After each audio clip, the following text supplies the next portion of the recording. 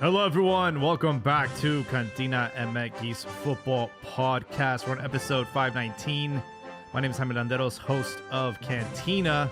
Today, we're going to be talking about the World Cup final, the overall tournament post-mortem now that it is officially over. And of course, we cannot forget about Liga MX. We had Jornada 1 wrap up on Saturday. And Chivas off to a bad start. Not surprised. But we will be unpacking that tonight on Twitter Spaces. We're also live on YouTube. And we will be distributing this podcast on all platforms, including Spotify and Apple Podcasts. So if you haven't already, please follow us. It helps us quite a bit. Whew. Yeah, it is. Well, what is there to say? You know, this is exactly what postpartum depression must feel like. Life without the World Cup. It gave us a month of joy, of glory. We had to wait for this moment almost 4 years. The last World Cup was in the winter time of 2022, so we didn't technically have to wait an entire 4 years. That's why it kind of came up faster. And we enjoyed it. We had a beautiful opening ceremony, beautiful first game, Mexico versus South Africa, to open up the World Cup. And it's funny that in that edition in 2010, Spain won the World Cup, and it looks like history repeated itself yesterday with Spain having to take Argentina to overtime and secure their second ever World Cup trophy. So congratulations to Spain, but don't get it twisted. You know, I saw a lot of people that are not from Spain supporting Spain yesterday, and you know, I'll give them the benefit of the doubt. We were all hate watching Argentina. I don't think there was anybody that was rooting for Argentina yesterday. Everybody wanted to see their demise, and I can't believe it took all the way to a World Cup final to see them get eliminated, to see them lose at the hands of Spain. Death by 1,000 daggers is what I would like to describe yesterday's match. We all know what Spain do and what they've done this entire World Cup. They just pass you to death. It's highly effective. They only conceded 1 goal in the entire tournament, and that took all the way to the quarterfinals to happen against Belgium. Aside from that, basically unscathed. You know, it's funny that Cabo Verde is going to be the only country in this World Cup that can brag and say, yeah, we didn't lose to the World Cup champions. They were the only team that were unscathed in this run from Spain.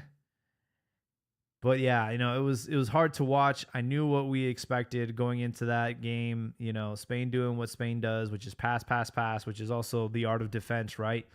And it really reminds me, maybe we'll wait until maybe Albert shows up later because of his boxing pedigree, but it reminds me of Floyd Mayweather, right?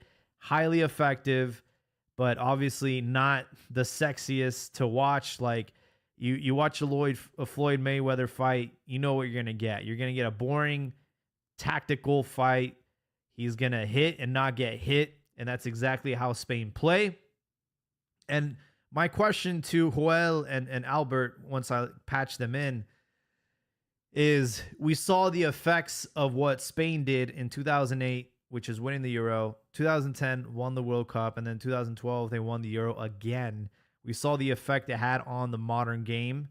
Everybody and their grandmother decided, okay, we're going to try and imitate Spain. We're going to play out the back. We're going to do this tiki-taka bullshit. And this is the current modern world that we're living in. With Spain winning this World Cup and doing what they did, which is heavily possession-based, like, are we going to get the next decade of trying to mitigate risks at all costs? You know, I think, unfortunately, that's my fear is that teams are going to be over analytical. They're going to mitigate risks and they're going to try to avoid taking on players, being dynamic, being creative, being spontaneous. All of that is a risk if you look at it through a calculator and through a graph. I think more and more teams are going to try and do this Spanish Inquisition, I don't know what to fucking call it, this Spanish style of football where we're just going to try to hold on to the ball as long as we can, even if it's in a non-threatening way, and just pass the team to death. I don't know if that's the future of football, but if it is, kill me now because I do not want to see that happen. We have Joel joining us. I don't know if he's able to get patched in. If not, I'm going to let, he's going to try again. See if we can get him through. If not, there he is. Welcome, Joel. What's up, Jaime? This thing booted me off for a minute.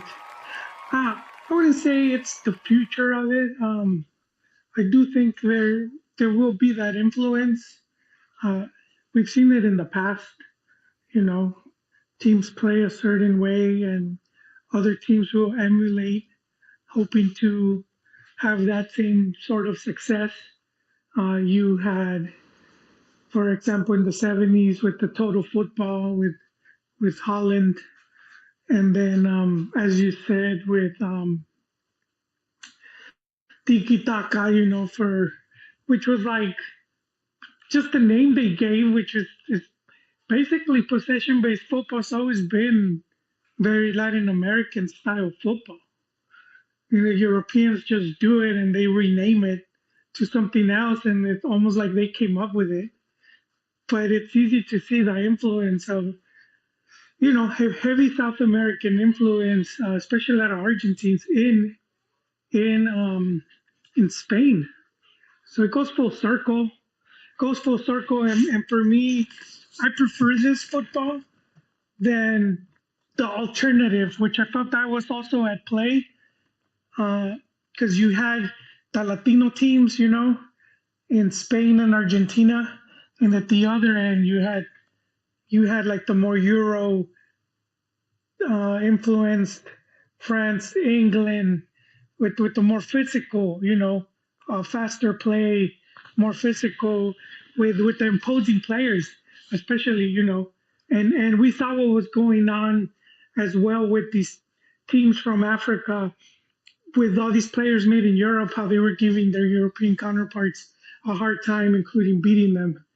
But I felt like for me, football is more the passing game, and I like that the sport, you could be a short king and excel in the sport.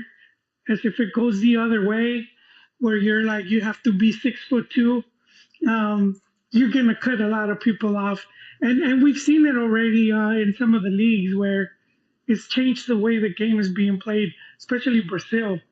I know the criticism is because they're going to certain leagues. For me, it's not so much that they're going to their leagues; it's more that hearing it from their own people is that the teams are making players to sell. So they're now custom making those players that they know the European teams will want. And like, Joe, it's because they're Protestants now and they're not partying Catholics anymore. Well, that's part of it too. Ironically, it does go into it to an extent, but Kaká just rang the bell about, we need to do something because we're losing our essence. But I heard that like 10 years ago when that was a complaint that they were saying, this was before 2014, before they hosted, and they were saying how in Brazil, a lot of teams, they're just making players to sell abroad. They're not focusing on, their type of player that they normally have. So let's see what happens in Brazil. It's going to be interesting. What they do moving forward. But I prefer. I don't know about you guys, but I prefer the passing game to the more physical, fast, type of football. Yeah. Let me recap the final real quick, and then I'll bring in Albert and Abdias.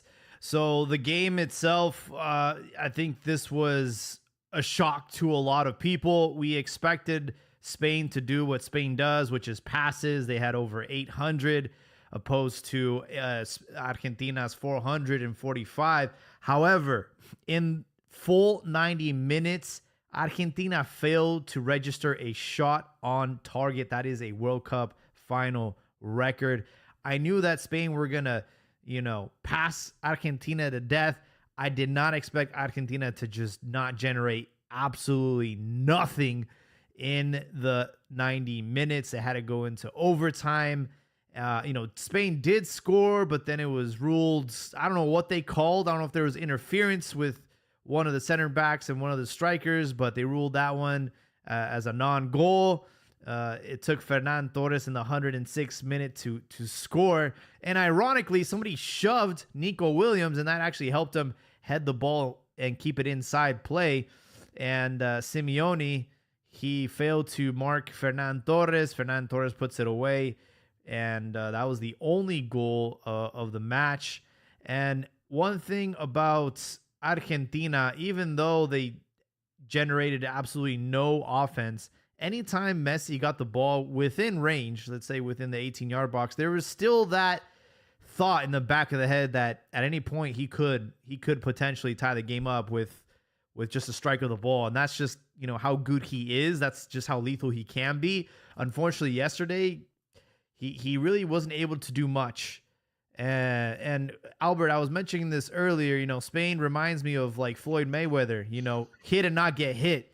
And I feel like it's that same style where like they've figured out they've gamed the system with this possession-based football, and it's very effective. It's high, low risk. And I don't know if that's a fair comparison, but we're witnessing something different. First of all, how's it going, guys? I missed last week. I'm happy to be back. How's it going? Hi, my Joel Abdias. Welcome. And you know what? It reminds me of the 2010 tournament. That team was basically Barcelona, but without the fancy players, and it was the tiki taka. Although to Luis de la Fuente's credit, which I think he did a masterful job of tournament, I'll get into that right now. He knew how to integrate guys like Yamal and Nico Williams to play a little more vertical and attack through the sides. But you know what? The thing with Spain, it's their identity. It's that possession ball. You want to go back to Aragonés. Since the start of them being like champions, go Aragonés, go to Del Bosque. And even before, it's just the possession base. Guys come in like Luis Enrique, they tweak it, but it's literally the same.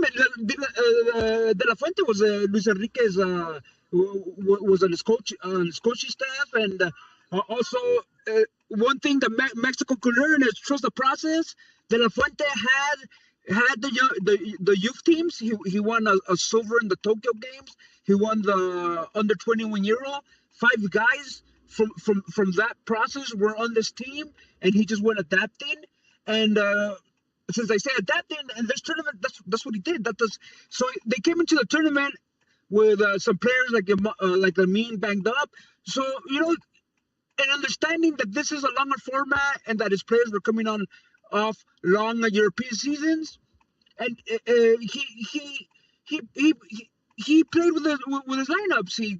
He modified. I mean, he was afforded because he not so much as Argentina, but maybe in the first 4 games they really didn't run into any real tough. Did they play Portugal in the round of 32 or the 16? I'm not. They played in the round of 16. Okay, the round of 16. So like the first 4 games, it was manageable, and he rotated guys, and he was an ultimate game manager. And then, like I always said, they were going from just come out, like you said. It's not, they don't play a pretty ball. They don't play pretty soccer. They play efficient soccer, like Mayweather. Mayweather was efficient. He didn't throw a lot of punches, but the ones he threw, he made sure they counted in the scorecards. Yeah. And that was Spain. They made sure, that their possession baseball was helped them dominate the game. They only allowed one goal. I mean, that's I pretty know. It's considering insane. this is a longer tournament where a lot of goals were scored. That's pretty impressive. And now going to Argentina, I don't know if you were Over, but if real you were gonna quick, they dale. Spain did throw punches. They had 20 shots. I mean, this was not a boring game on their end. They showed up to play. No, it wasn't. Yeah, But it's like it wasn't like they did, but it wasn't like somebody said like they were swashbucklers, like like yeah they were good, but you know what, it was mostly because they imposed their will, and I think Argentina got exposed. To me, they were not a very good team because they look at the teams that they Yeah. struggled on, and it was just that messy difference, the questionable calls in their favor, and at the end, I think they're exposed. And talking about exposed, I think like there's a lot of obviously the debate going on whether Messi's the GOAT. I don't know. After yesterday's I was performance, kind of there's no defending him, man. no, but it goes for. But yesterday was just a reminder of how bad he looks when he doesn't play with the ball. So that was Spain's That's game. true. Take away the ball. He didn't have it. He doesn't fight for the ball. He doesn't look to pressure unless to pressure up top. What we call it in hockey forechecking. But it's like he doesn't do like if Argentina doesn't have the ball, he's lost. And I don't know if we could, like you would see Maradona when Maradona was scrapping all over the field, even Ronaldo scraps.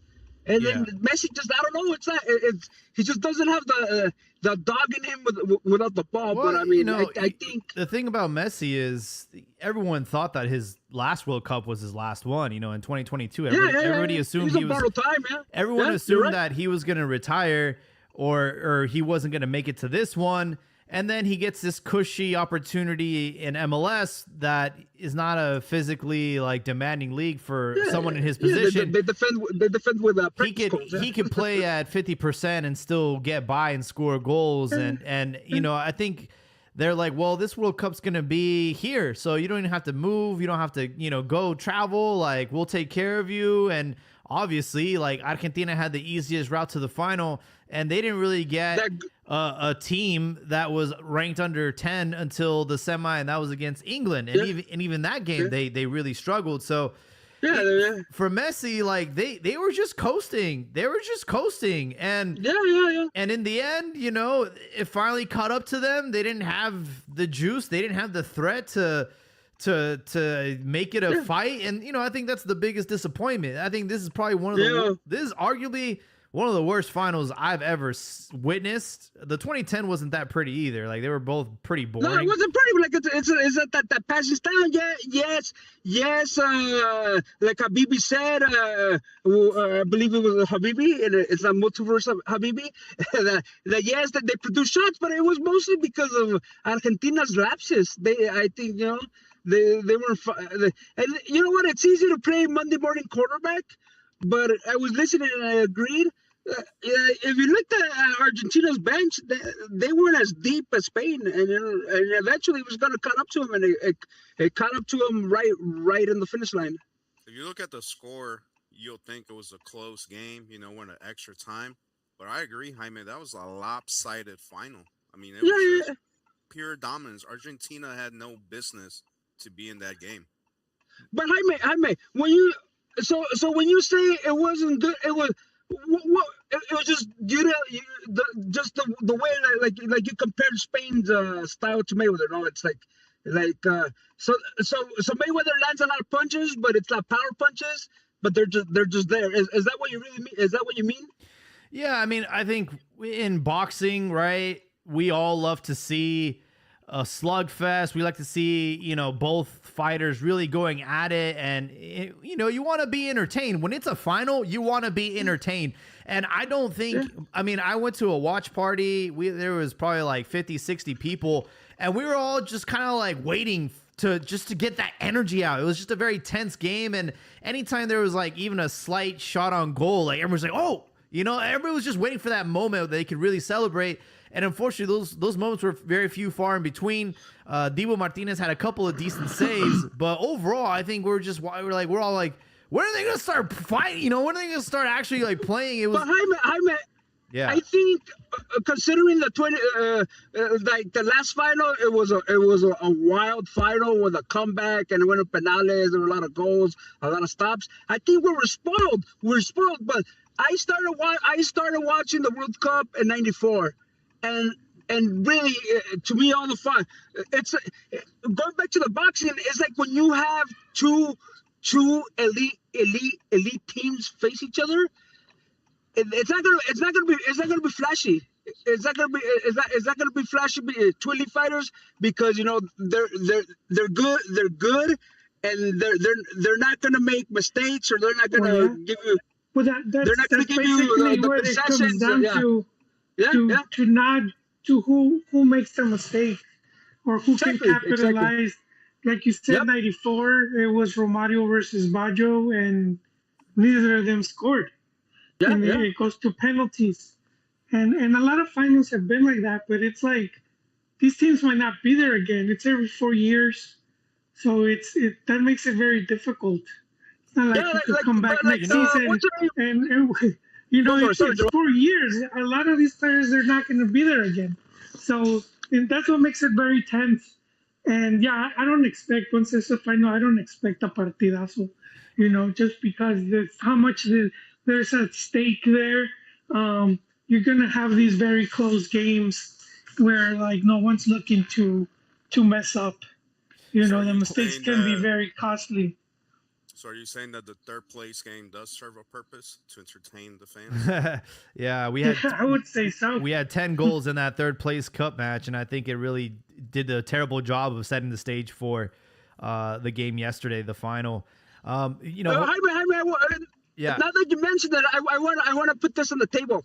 Should the goals in the third place match count for the goal scorer title? I think at that point, since you're eliminated, I think they should shut that down. I don't see it. I don't see the point of it. Yeah. At the same time, like the way they gamed the system, like until it's, I guess basically you have to exploit it until they fix it. So, they didn't do that in this World Cup, but maybe in the future edition, they'll think twice about still allowing that to be part of, still be able to count towards your tally. But if you want to talk about what is it called, stat padding, I mean, Messi's numbers are incredibly inflated in this World Cup. I mean, look at the opposition that he scored his goals, and it's fucking embarrassing. And it's only going to get worse if this World Cup, there's rumors of it getting expanded to 64 teams, and that's going to dilute it even further. We'll get into that in a second. One thing Juan mentioned, talk about like the big names in the '94 final. This game could have easily been resolved within the first half hour, the first, at least within regular time, if Spain had an actual 9. And I realized they didn't have one. Morata was kind of like the last one that I could recall, and that was like a pure striker. And we haven't had that. And I'm like, dude, I mean, I know Spain, the way their system works, it's like anybody can score, But damn, dude, this game could have been resolved a lot quicker if they had a proper 9. If they had a Villa or a Torres, it would have been done. They sort of have that Liga MX problem where they bring all their attackers from, they're all foreigners. They say, why doesn't Mexico have more strikers, more attacking midfielders? Yeah. I remember because they're all foreigners. When they naturalized Diego Costa, right? That was controversial. A lot of Spanish people didn't want him. He was Brazilian, but decided to suit up for Spain. And at that time, you can't argue for that. They had an incredible midfield. I feel so bad for like Raul, the Spanish Raul, and for Nino Torres, right? I think they just had the wrong generation. Like if they were part of this generation, bro, they would have been bagging goals left and right. Yeah, definitely Raul. Poor guy. He was left out of the 2010 We have Baptin Brunch on YouTube. I be hearing y'all on my AirPods, and I look stupid laughing out loud. My coworkers think I'm sick. I love this podcast. We appreciate you. Keep listening. Who's Hey, just so you know, us too. Todos somos enfermos, just like you. Yeah. For those new to Twitter Spaces, feel free to request to speak. We want to get everyone's thoughts on this World Cup, man. But hey, the postpartum depression is real. You know, you have a baby inside of you for 9 months. This is worse because this was 1 month that you had to wait 4 months for it to come out. And now that it's over, man, I just feel so numb and empty. And Wait, you mean 4 years? Yeah, that's what I said. 4 years. It takes 4 years for this to come out, and you only Francisco Javier González from Televisa called it el parque de diversiones para los pobres y nos deja un vacío. You only get to enjoy it for 1 month, and then it's over.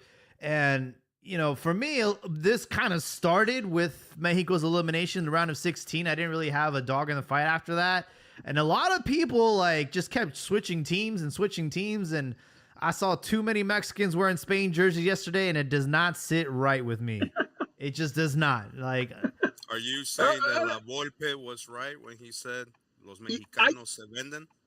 It's true. You know what? I agree with that because it's very true. Because even Mexicanos don't like. You could say anything you want about Argentines. They could be real shit, but they're always going to stand with their team.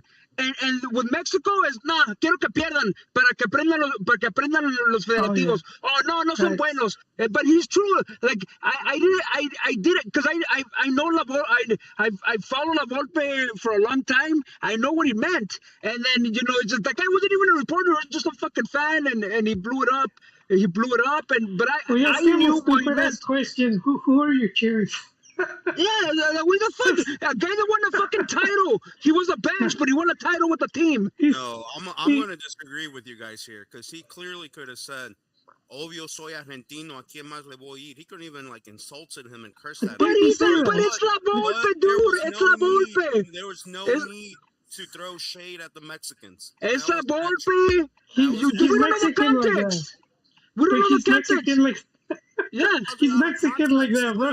Ask him who you think is going to win. It's a stupid question, yes, because he's an Argentine. But how are you going to throw shade at the Mexicans? What did the Mexicans but it wasn't even a proper. This guy was just a fucking fan. It's not like La Volpe was talking. He was talking to a member of the media. Didn't La Volpe? Didn't he like have to tweet after say he has no, Yeah, he's been responding to every post. No man, but yeah, by this point he meant no he's harm. more Mexican than Argentine. Honestly, way longer. Yeah. Dude, and I remember I didn't take it that way. La Volpe was on a Argentine like show, and they're like, "¿Qué has ganado? No has ganado nada, boludo." They're even like, "What the fuck have you won in your career?" Like they don't regard him at all. But he owned, bro. The first shows, they were killing him, especially after his disaster with Boca. But he kept going, and he put a masterclass, man. He fucking owned them after that. And you know what? He hangs a lot on the Guardiola praise. That's why he hangs a lot. Yeah. He does, but yeah.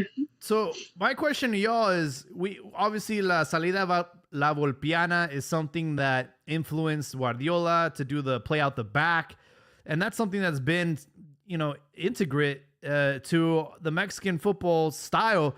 What's stopping us from completely just copying Spain and what they do, which is like we're already heavily possession based? Like, what is stopping us from trying to do it and commit to it fully? Like, that's my question. I think Habibi hit it in the chat earlier when we were having a conversation about how Mexico has entrenadores, formadores. It comes down to the player development, and I would like to Habibi, to bring out some of the points he was making. It was a good conversation. No, is he around? That, man, we need better tools, man. We need better players. That's it. I mean, we can definitely play that style. The Mexican player is comfortable with the ball. It's that we don't do a physical game. We don't like playing the ball in the air. Nos gusta jugar a ras de pasto. But that's the end, man. You can't be depending on a Gil Mora, a Rafa Marquez, a Hugo Sanchez to come out every 20 years. And that's a question for is it a question for the clubs? Are they here to create Mexican talent? Is it a question for FMF? Should they do something like France and like set up an academy that feeds the national team, and then they can sell players to the clubs? But it is frustrating for us to be ranked 9 in the World Cup standings and to not have a top 10 global talent. Well, the question is definitely for FMF because for the clubs, it's their main thing is, they don't have money for the most part. We like to think that they just have all this money. They're bleeding for the most part. So they just want to make as much money as they can to stay afloat. And it's selling players. So that's become the big lucrative business, buying players and selling them. And that's what hinders a lot of the player development as well. So it is for the FMF and then for the clubs too, where I don't know if they probably just don't have that much faith in Mexican talent, where I'm seeing it like they don't because you have this big market that is MLS and they should be selling as many players and it seems to be going the other way around. Instead, it's like Liga MX buying pochos. But the one thing is with the trainers is a lot of these clubs won't pay them, better wages. And so then you're going to end up losing a lot of good talent that's just not going to stick around because that's, you need livable wages.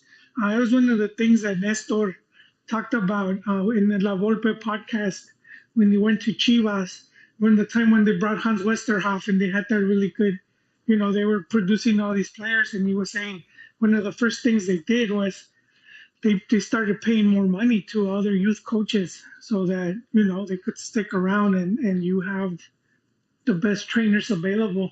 And I think that's one of the things that affects Mexico because I feel they get a lot of the Mexican coaches get a lot of flack, but you see at the youth level, Mexico is successful. It's under 17, under 20, but then what happens after that? A lot of those players return to Liga MX, and then they don't get a chance. That's the issue. And for me, I'm not buying this bullshit that the European player is superior to the Liga MX player and that we have a lack of talent or that we're not capable of being like a world class. To me, it's like it's not a skill issue. I think for me, it's a discipline issue and a focus issue. And it also requires a long-term commitment from the federation. Exactly, yeah. It's like, hey, this is going to be how we're going to play from the under 17 all the way to the senior team. That way, regardless of where we pick up this player, they know exactly what they're supposed to do when they get to the senior side. And it's not even like a debut for them. They're like, oh, I've been playing this system since I was, 9 years old. So I know what to do. Jaime, I was talking about that earlier, but Habibi rebuted me that Mexico can't have a set identity because they can't play the same against Salvador as they would against France, or because if they press against France they would get eaten up. But you know what, La Volpe had an identity. It was pressing in the middle, salida desde atrás, and it adapted to the teams they played. It was there's a few tweaks in there, but they have an identity, and that was one of the things that I was saying that Mexico could learn from Spain is develop an identity, spread it. I think that's what Marcus wants to do. He wants to work. He wants everybody in line. So that there's an identity and there's a long lasting process. Trust the process. If Mexico would trust the process, things would be much better. I think for me, it's the mental side of the game that's lacking, right? It's those laps of paying attention or sticking to your job. It happened in the English game. Like, we got exposed 3 times in that game, and that was just like a lack of focus. Honestly, I think that's just what it is. Like, everything else we did really, really well. I think it was just the lack of focus and lack of commitment in those. I think it was a lack of experience in high pressure situations. That's why you need these guys in Europe. What was that? I think it's both. It's combined. It's both. both of what you guys are saying, and this part a lot of fans might not like, but I think in general the average Mex player, their soccer IQ isn't it's kind of low, man. It is. I'm Yeah, sorry. yeah, yeah, It's yeah, yeah. You're right. You're because right. because to us, and then you see it because we're always blaming the coach, but it's like, bro, you don't need someone to take you by the hand and teach you all this shit. You could do it yourself. You You can, go to the but gym. You Joel, could hire a lot of these fucking guys coach. don't have the It's- resources. Like they grew up, No, you know, you talk about like Alexis Vega and some of these no, guys. they do, bro. They go and they buy a car. No, that's what I'm Buenas, buenas, saying. putos. ¿Cómo andamos? That's what I'm saying. First Like, Eso- check, días. te estás interrumpiendo, cabrón. ¿Eh? hold on, Mira, hold on, te la voy a Aguanta, poner más aguanta, fácil. güey. hold on, No, Diaz. tienes We'll que let you aguantar, in. se va a terminar, güey. Let him finish his Después thought. la pones donde quieras, güey. Ah, pues te la voy a poner en la boca, güey, pero nomás espérate. Yeah, Joel. What I'm trying to say is like Alexis Vega, right? He talked about his come up. His first check. How well he talked Yeah. about how like he had to sell furniture, like his fair, like he was really like poor, right? So it's Yeah. like, how do you expect someone to have like IQ, like intelligence, when obviously like they're coming from like a really hard place, and that is where you kind of like want to lean on like your coaching and technical staff to kind of give you the resources. But you know Well, what? okay, But you know here's- what, here's- Jaime? Sorry, bro. Yeah, no, just really quick. But see, this is where it comes in because it's kind of the culture, you know. So I don't mean the IQ like he's just they're overall stupid. It's kind of like the culture of it, where it's like, okay, how can I keep improving? And so it will be like he gets his money and then he could invest it in himself, right? Vega talked about they told him like just get a cheap car that could take you from point A to point B. And he says when he got to the car lot, he bought the most expensive one. But I mean, he could have, you know, you've seen players, a lot of these other players that they get their own, what is it called, nutriologist? Yeah, And, nutritionist you know, or and private chef, They'll have their own JJ their Mack. own gym. Yeah, and their own gyms. And, But JJ Mack comes from and- money, so he obviously understood like recovery was very important. You know, I look at Shohei Ohtani, you know, they do on YouTube, they do a video of like what's in my bag, and all of his shit in his bag was just like recovery tools. Like it was like all these things to help him recover. And then you look at some of these other players and they're like, oh, I gotta have my watches, I gotta have this 10,000, you know, it's like, oh wow, bro, you're fucking Hey, stupid, bro. Danilo Sorno said he would eat tacos before games. Yeah, exactly. I can see Trophy's doing that. But All right, if all you right, see all right. A coach look at Vega after he gave him advice on how to spend his money, and he does a total opposite. You feel like these coaches are also going to want to invest a lot of time into a player with that kind of mentality? It just depends No, on the you It know. has to do with the miren, entire culture. You Ya look, les di tiempo a todos. Ahora, welcome, güey, Abdias. dale. Welcome, antes que welcome. nada, güey, abre la boca, di A y déjame ver esas pinches tonsils. Porque aquí te la voy a poner, carnal. No sé por qué estás de que no, ¿cómo le vamos a enseñar el fútbol a los pobretones? ¿Cómo vamos a tener que los pinches indios hagan buenas decisiones? ¿Sabes qué es la mejor decisión que ha hecho la indiada, güey? La 4T. ¿Por qué? Porque vamos a tener 2,000 centros de alto rendimiento y filtros para la juventud en todo México. We'll Y ahí see. es donde le vamos a enseñar a la gente, I'll güey. believe it when I believe see that. it. Yeah, Ey. that's not happening, bro. Por una semana fue el mame más grande en todo México. Entonces, Did They it? already forgot. How much? ey, Did mira, it? güey, mira. Mira, me vendieron el Tren Maya y lo compré. Me vendieron la farmacia del bienestar y la compré.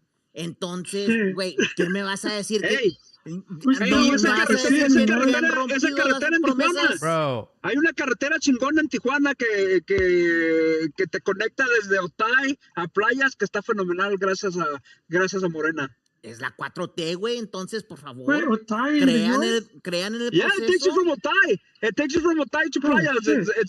It's but I think I wouldn't be one to be on it during an earthquake, but it's pretty cool. Entonces, como les digo, crean en el proceso, la 4T nos va a salvar, pero en realidad, güey, that's how you're going to get better players. You're going to be able to get these formadores. You're going to be able to do this. At least, let's have a realistic conversation about it. At least 5 across the country, like we talked about. That is centers. what's true. Yeah, 5 centers across the country. That's what's truly going to propel Mexican soccer forward. This reminds me That's of what we Akon. need. Akon had a But you know project what? to do something in Senegal, like solar energy, and yeah, they You had it. you mean what modern day Wakanda? They didn't. They got canceled because of the government and corruption. So I don't know, man. But I'm you know always what? skeptical. Going back to Jaime's point about discipline. I remember. I don't know if it was Arteaga or who. One of the in the last 5 years, one of the guys that went to Europe. He said that the difference between European soccer and Mexican soccer, and this explains everything, is that in Mexico they don't treat it as a full-time job. In Europe, they treat it. It's a whole day. You go in at 6 and you come out at 4. You're eating. You're working out. You're doing stuff. You're doing tactical sessions. You're doing film sessions. So it's a job. In Mexico, it's not that. It's just go train la pelotita and then go kick it. So I think it's an entire. It goes what Jaime said. The IQ. It goes to discipline. It's a whole culture thing. Well, You know saw it. you know what's the biggest red flag of the discipline?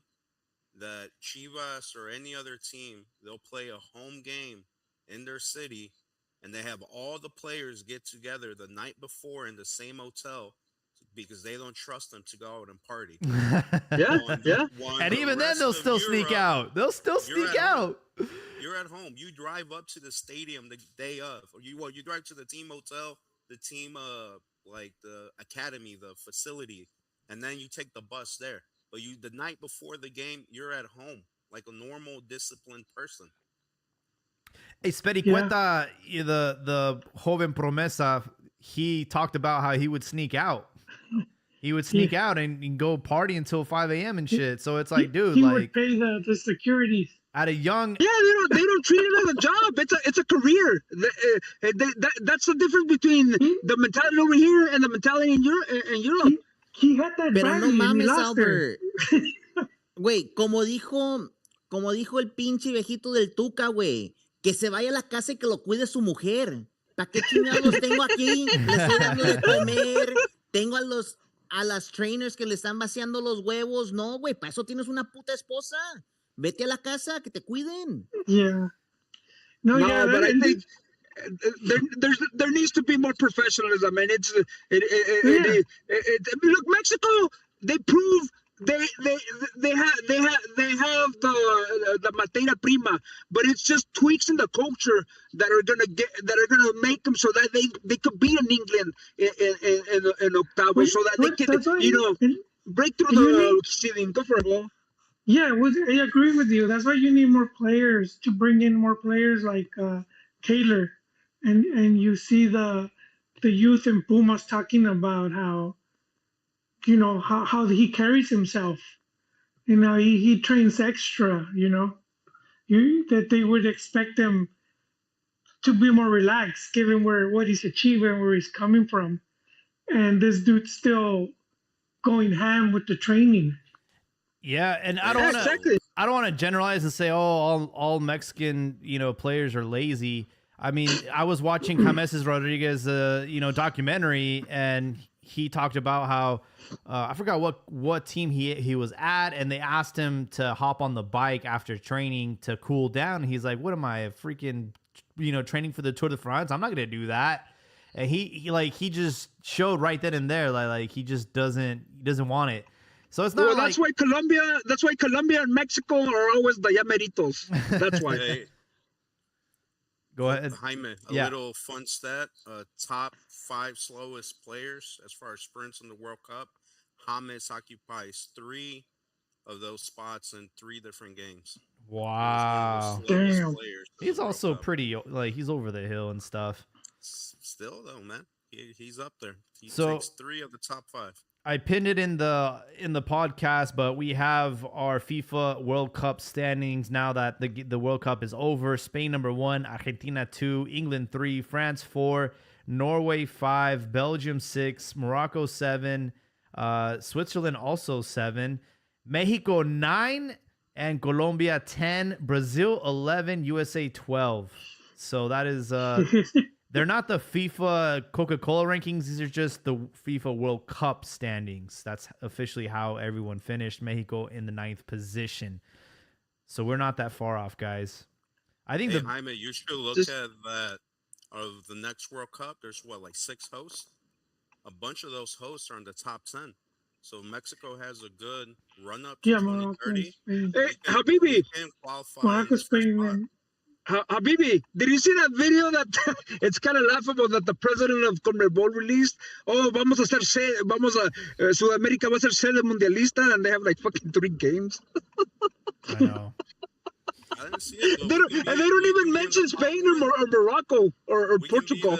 We can be the head of group, but I mean, if you think about it, it's crazy that Argentina, Portugal, Spain, Morocco are already qualified for the next World Cup. Yeah. It's a circus. It's a freaking circus. Albert, have you been like turning for the last 45 minutes? I can hear your turn signal. it's the longest line ever. No, it's because I pulled over in a dark street. This guy's got his my bad. He's got his. I don't want to get hit, so that's why it's a very dark street. He's got his hazards on. Yeah. Sorry. I turned them off. The dedication to this podcast, guys. Take notes. You pull over. I pulled over. I was going to the market to buy milk for my niece. Little Hatrick's been awfully quiet there in the corner. Talk to me, man. How'd you enjoy the World Cup? And any thoughts on the conversation we've been having? Bro, I'll be honest with you. I have no thoughts, man. You guys are having a great conversation. You know, it's just a good night. You know what I'm saying? I'm reminiscing. It feels good. But about the I just didn't like the final.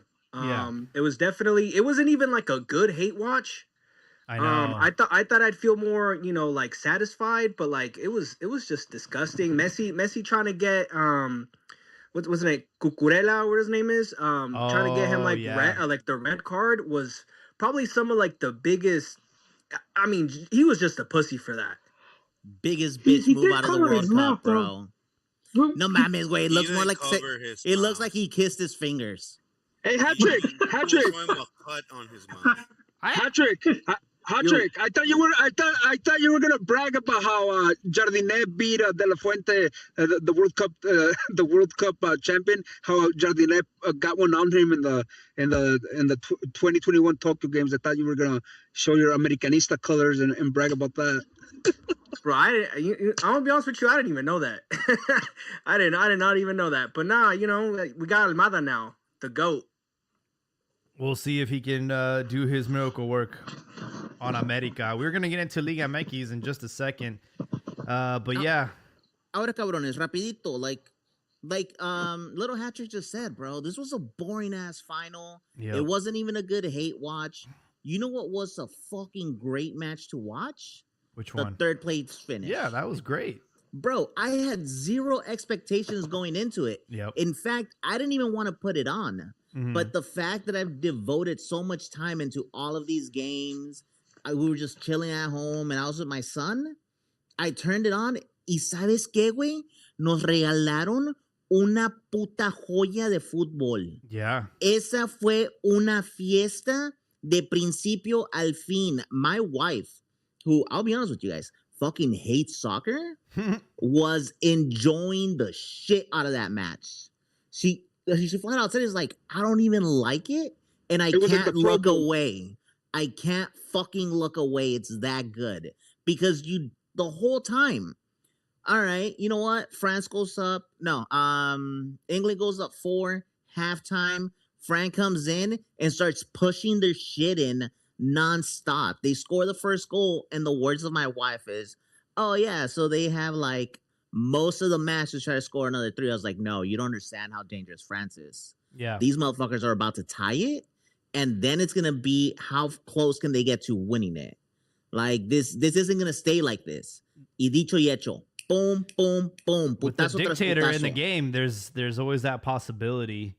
And, Diaz, you bring up something that I was thinking about before the tournament. I expected some, with it being expanded to 48 teams and the quality of some of these teams, I really expected to be some of these scorelines to be quite lopsided. And to be honest, I expected a 10-0. we didn't have We didn't get it. We had a Germany 7-1 against It was Curaçao. 7-1, yeah, but it wasn't a Salvador Hungary 10-1. The Sweden 5-1 against Tunisia, and then they get the Uno reverse card 5-1. They receive 5 goals against Netherlands. But aside from like a couple of games, I can't really recall like teams getting completely blown out.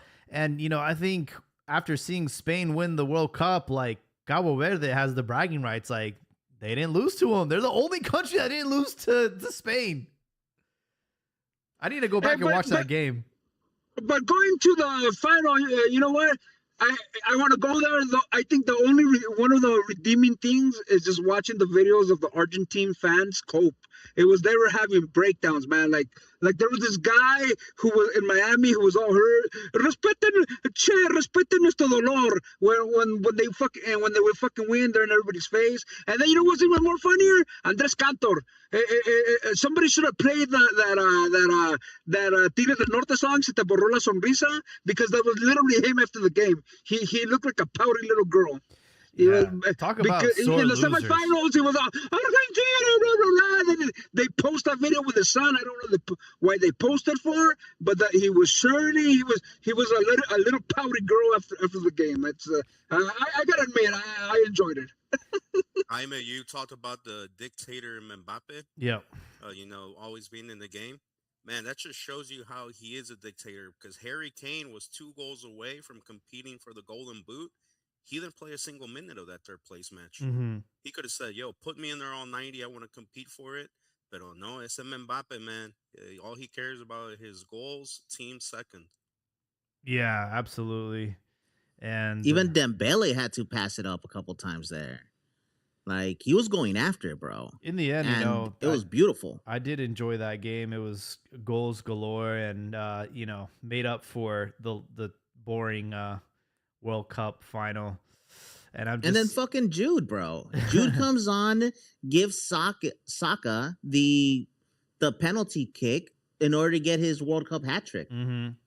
Like that was fucking incredible. Yeah, exactly. Because if he would have scored that goal, he would have been the English player with the most goals in a single World Cup tournament. And he later on in the game gets that goal, but it just shows you the difference in mentality between some players and the rest. Yeah, overall, that's called true leadership. Who do you think was the big revelation of the tournament, country-wise? Which country surprised you? I'll give you this one, and it's a hot take. The biggest revelation of the tournament is Argentina, because they have exposed themselves and proven to the world how much of fucking assholes they are. All right?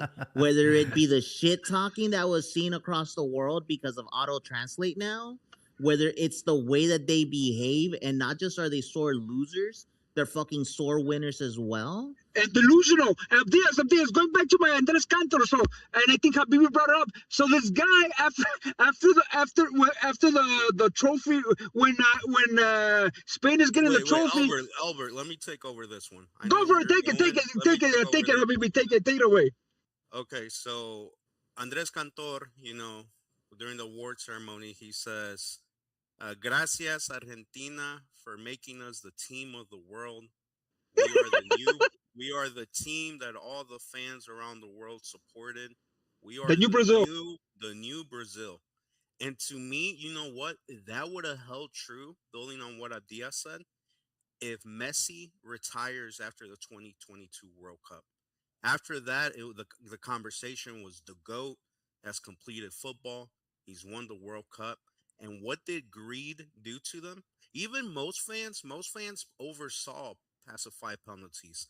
But this World Cup, all it did was just expose who Argentina is to the neutral fans, that they depend on FIFA, that they are corrupt, that their fans are racist, cheaters, that their players are they don't know how to win, they don't know how to lose. Like the Spain center back said it before the game. He's like, Argentina te hace faltas con recaditos. They always leave a little message. They'll foul you, but then they'll throw an elbow to the back of the neck. Those little things que nosotros no hacemos, nosotros somos un equipo noble. And I can agree with that. And like Adia said, this World Cup, all it did was ruin Argentina's image to the neutral fan. That was a hot take, Abdias, and I agree. You know, I think Argentina got the wrong kind of attention towards the end of the tournament. Everyone started catching on, like, hey, like something's going on, something's not algo no cuadra. They keep getting favorable calls, and then eventually, you know, people started investigating them, and I'm still waiting. You know, maybe a week or two from now, where they get exposed for something else. Like, I'm sure this is not going to stop here with them losing the World Cup final. But yeah, I think aside from Argentina, for me, I think the biggest revelation, Cabo Verde, like they had a respectable World Cup. They had a tough group. And, you know, I think nobody really knew who they were before this tournament. And then also got to give my flowers to Norway, man. Like, oh yeah, I was going to say Norway is they were great. I had them around the semifinals, then the quarters, but it was just, you know, I think Haaland was worth the prices of admission. I to me it was like, you know, he it was his tournament to show out, and I think he did. It was just they're a very good team, and I could see them doing well in the Euro and in 2030. yeah. You know what it is about Norway, and I was because I was watching one of the last games they played with my girl, and I was telling her, I was like, damn, like it's crazy to see Udegaard playing, because I remember when he was like 16 and he debuted for Real Madrid, they were like, yo, like that's the future of that national team. And obviously back then they weren't this. And so like now to see it, and now obviously they have Holland, and they have, I mean, even what's his name, like Sorloth or whatever. They have a pretty good team, a pretty good base. I think for the future they're gonna be good. But like just seeing it come to fruition, I'm like, damn, like that's dope.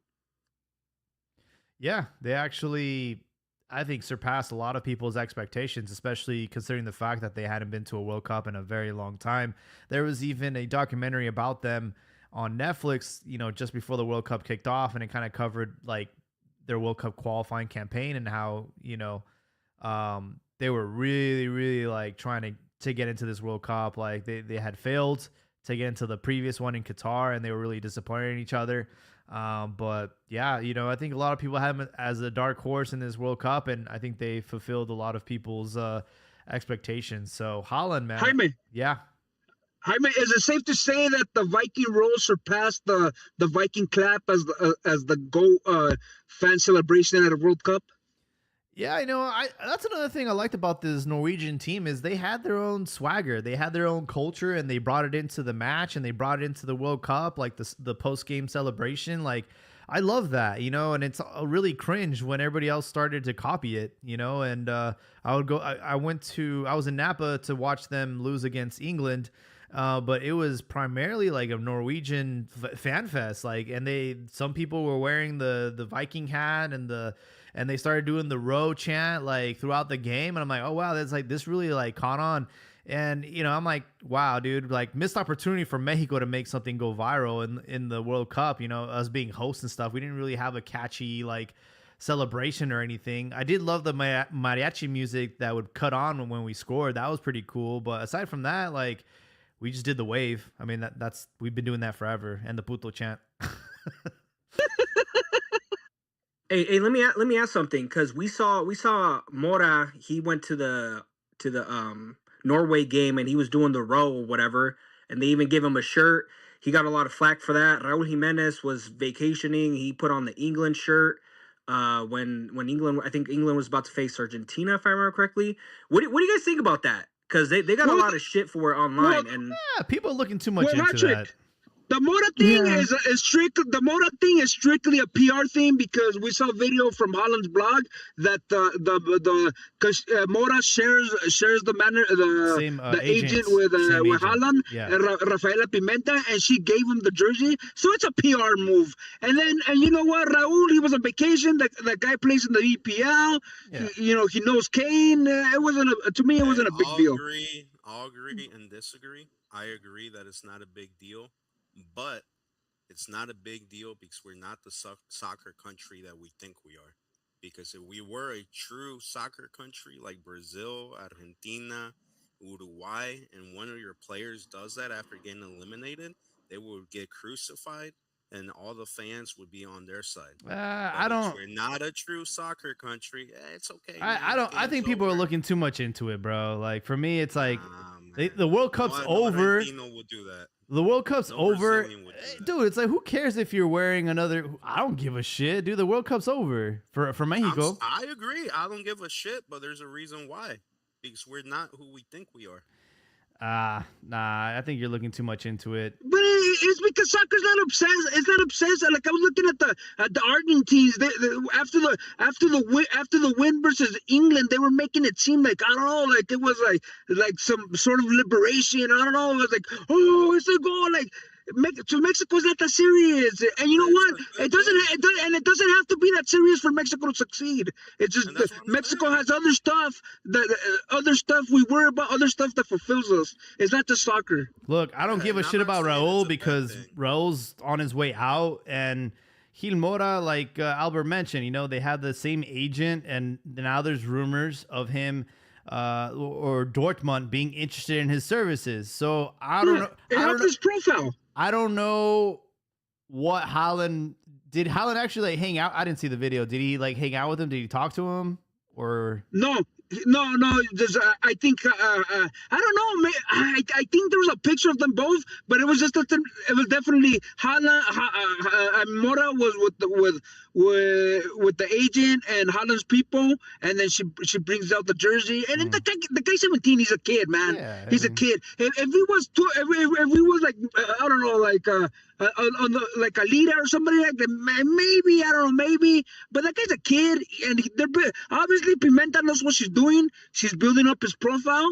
You know, it's by association. People are gonna say, "Hey, you know, he knows Haaland. He hangs out with Haaland." So you know, it's like the kid might be good. So it was a total PR move. if he ends up going to Dortmund because of this, like, you know, I think at the end of the day, like people just making this more than it actually is. And you know, everyone gave Mexico props for how great they were, how great a country. Like everyone that played in Mexico loved the fan, loved the everything about it. And you know, all the fans said, hey, you know, in defeat, you guys were some of the greatest fans ever. And you know, compared to like the way Argentina loses and how fucking much of a bitch fit they had. So you know, everybody loved Mexico, and I think we ended up winning a lot of neutral fans and people that don't even know much about the Mexican football. I think we won a lot of hearts and minds, and it was a great tournament PR wise. Yeah. Look, Look, man. I'm not saying that you have to be obsessed with a game like Los Argentinos. They had this fan, their caramelo, called El Talisman. And they asked him if he had tickets to the final, and he said no, that he had already maxed out his credit cards, but his mom was waiting on a loan to see if she could get approved so he could buy a ticket for the final. And then he did manage to get a ticket, and he said that he would pay his mom back, that he didn't know how, but he would. And I'm like, damn, man, like you're ruining your whole financial future and your mother's future just for a ticket to a game you cannot afford. Eso ya es enfermizo. Ya es enfermizo. That's what I'm saying. No somos enfermos para el fútbol, and that has some cons and it has some pros. But I don't think Mexico's success hinders on the culture being fucking obsessive over it. It's Mexico has a lot of Mexico finds fulfillment in culture and art, food, a bunch of stuff. Mexico idolizes that culture. You know why? The league in the world that has the most Argentinos outside of South America, it's Chile and Ecuador. Next is Mexico. Somos los que más import Argentinos. And then another thing. And the chants. What did Grupo Pachuca do? Trajeron sus barras bravas. Yeah, because they said que no había ambiente. Yeah, que no había ambiente. Yeah, it was. Those two things are trash. We were talking about discipline. You want discipline, bring in more European foreign players, to change the culture within locker rooms. Well, I don't know if you're on there. Wasn't it Andres Fassi that brought that barra brava culture to Pachuca? Yeah, they imported, but a lot of the teams caught on. I know Atlas went to, I think, River Plate because I used to know a dude there was part of the Borrachos del Tablón, which was one of their, it's like one of their main barra bravas for River Plate. And he told me how Atlas, some of their leaders went over there and hung out. And like for Libertadores, they would help each other out. Like when Atlas went to play, I think Boca, or they would make sure no one would take their The their trapos. flags, their trapos, yeah. And the same when River would come to Mex. But yeah, and you would see it because I remember, and the reason I asked him because I was watching an Atlas game, and they had this trapo on the stand that said "Budge," and I was like, I've seen that in Argent games. Like, what the fuck is that? What is it doing here? And that's how he ended up telling me. But yeah, a lot of clubs did that, and then after that, once you have the basics, then you don't really need to go over there. But but I mean, to add to Habibi, it's not just players, it's coaches and managers. Not just the managers, but coaches like goalkeeper coach or youth coach, directivos, agents. One of the biggest agents is Argentine Bragarnik. So there's always been that, and that's been the case for years now with Liga MX. So I know you guys said RG, but that influence in Max is been it's heavy, man. It's been there for a long time. Are you saying that we are to Argentina what the U.S. is to Mexicans when it comes to seeking a better life? No, that's completely I don't know. opposite. I don't know about I that mean, one. influence in soccer, why, and kind of goes to what you were saying, why some Mexicans feel they need to be that, kind of have that fanaticism of, you know, going broke to go see a game. There's some of that, but I agree with Savio. I don't think it's needed in Mexico. I just think the culture No, for the player has to change. Like you guys mentioned, they just have to see it as a job and be more professional about it. And I get this exactly. from it, and I get this from interviews with coaches. Like when Hans was talking, he said this in an interview. He was talking to some of the youth in Chivas and asking them which players wanted to go to Europe. And he said a few raised their hands, and he was asking them if, they were going to start learning English, and then nobody wanted to.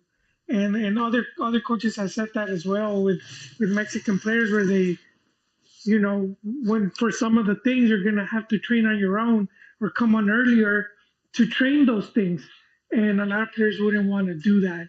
Which, just to finish this off, was when we get that's how we get to what was that goalkeeper from America, the he gets left out from the World Cup. He Munoz. had been with, yeah, yes, Munoz. He had been with Piojo in a lot of, and then he did the repechaje. And everyone thought he was a shoe in, and then Piojo says how the other goalkeepers were they were going ham, and they were practicing extra.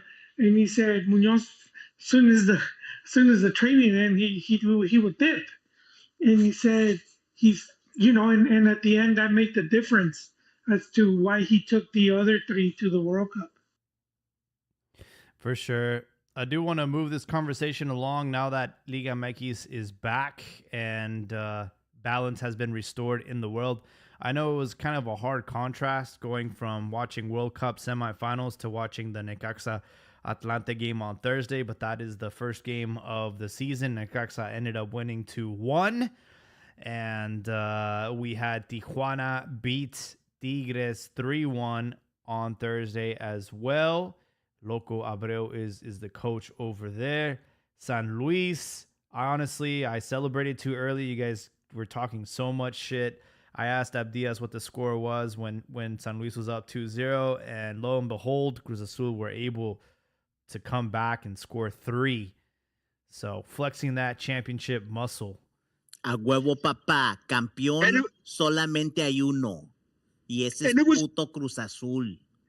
And you know what? It was pretty much the team that won the title, with the exception of Lira, who we don't nobody knows what his future. Everybody thought he was going to jump to Europe, but it's still kind of murky. But it was pretty much a team that won the title, so it's pretty impressive, and it's good. I want Wikidios to establish himself because Liga MX needs more Mexican coaches. Just like with Pachuca, Benjamin Mora, a world-traveled man, he got the 3-0 win over Pumas. I genuinely hope these Mexican, these new, not Mora's been around, but these Mexican coaches, they get some traction. I sincerely hope so. I watched No mames, Albert. Say it with your full chest. We need more Indio coaches. That's what we need. Sangre de Indio. All right? We need Moreno, alto, y pelo liso. Hey, Diaz, Mora has a lucha libre background because his dad was a famous promoter. So being that you're a lucha fan, you should back Mora too. He came out of the lucha background. But I just certainly he does well. Him and Wiki. One note I want to add about Eric Lira and his future. I was really disappointed that the World Cup that he had, man. Fucking Pitbull, man, just a fucking thorn. That's his nickname. And thorn on people's side, and taking Jude Bellingham's lunch money time and time again. I did see him with some influencer that he just makes carne asada. I don't know who the fuck he is, but he was hanging out with them. They were cooking together.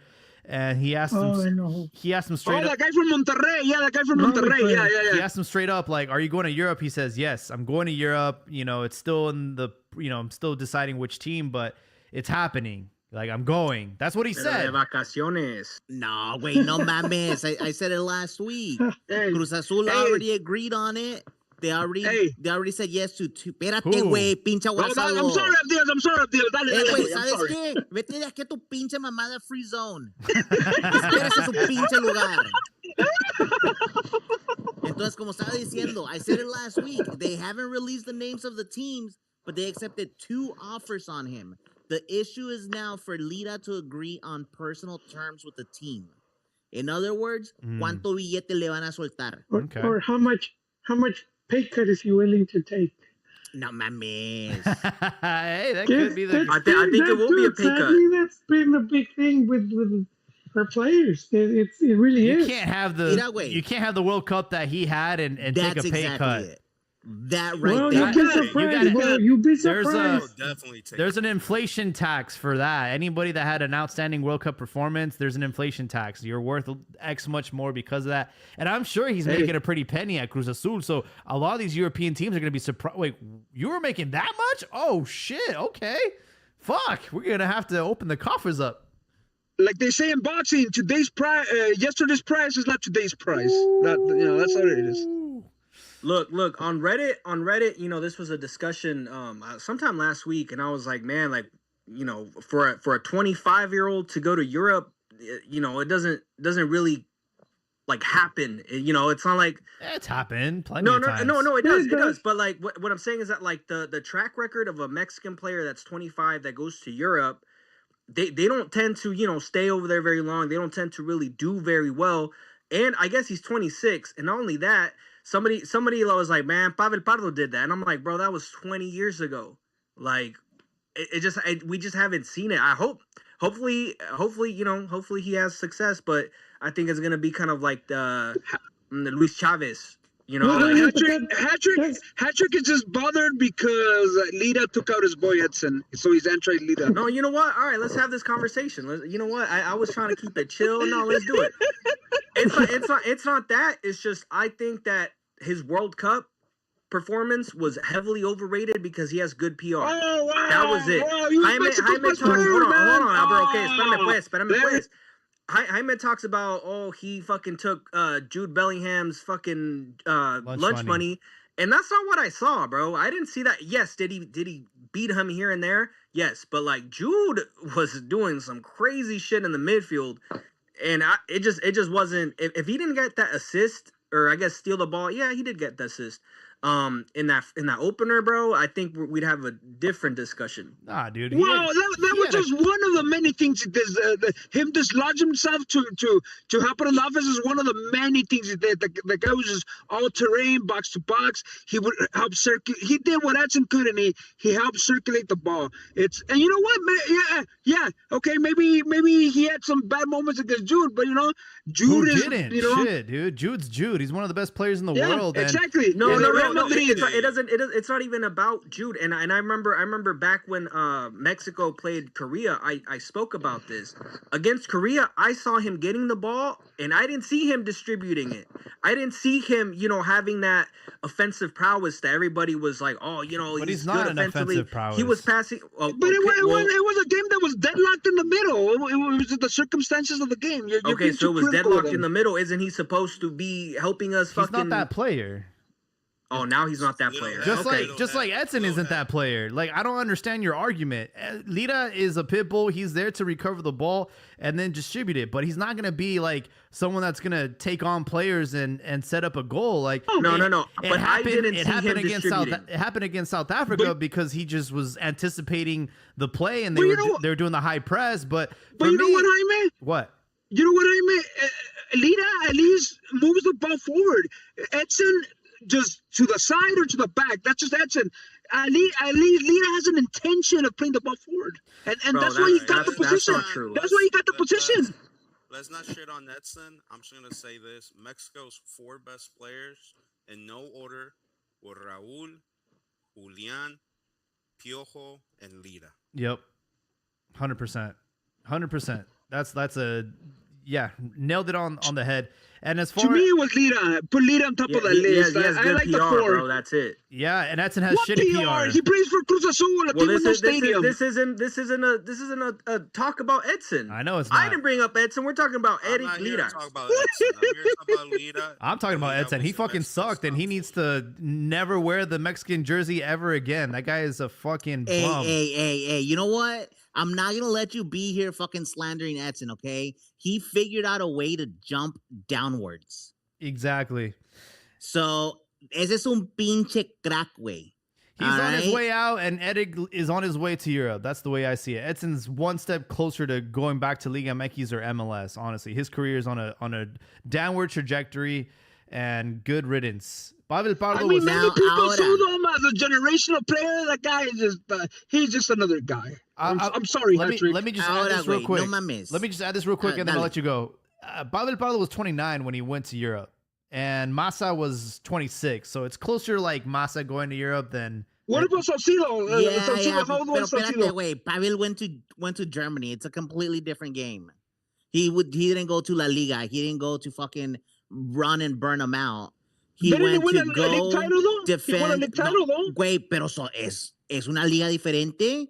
En Alemania, one that was dominated by Bayern. One that was dominated by fucking Bayern. And what did he go do? What did he go do? To go a echar putazos and to hold the back line. Bro, but that was like 20 years ago. Like, yes, it happened.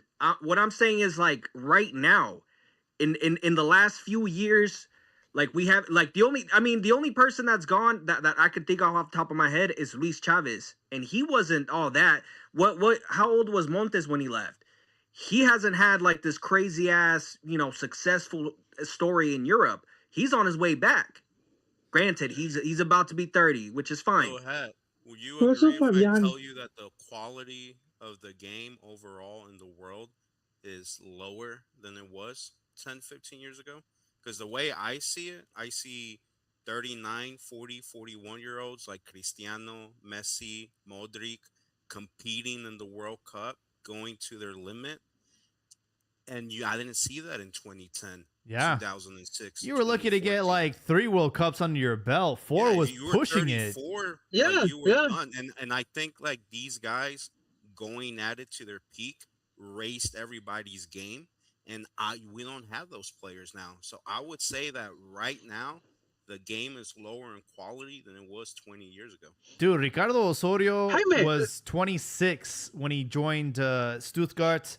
Pavel Pardo, we also mentioned, was 29. And I think the Bundesliga back then was a lot more competitive than it is now. But, it was a tough league.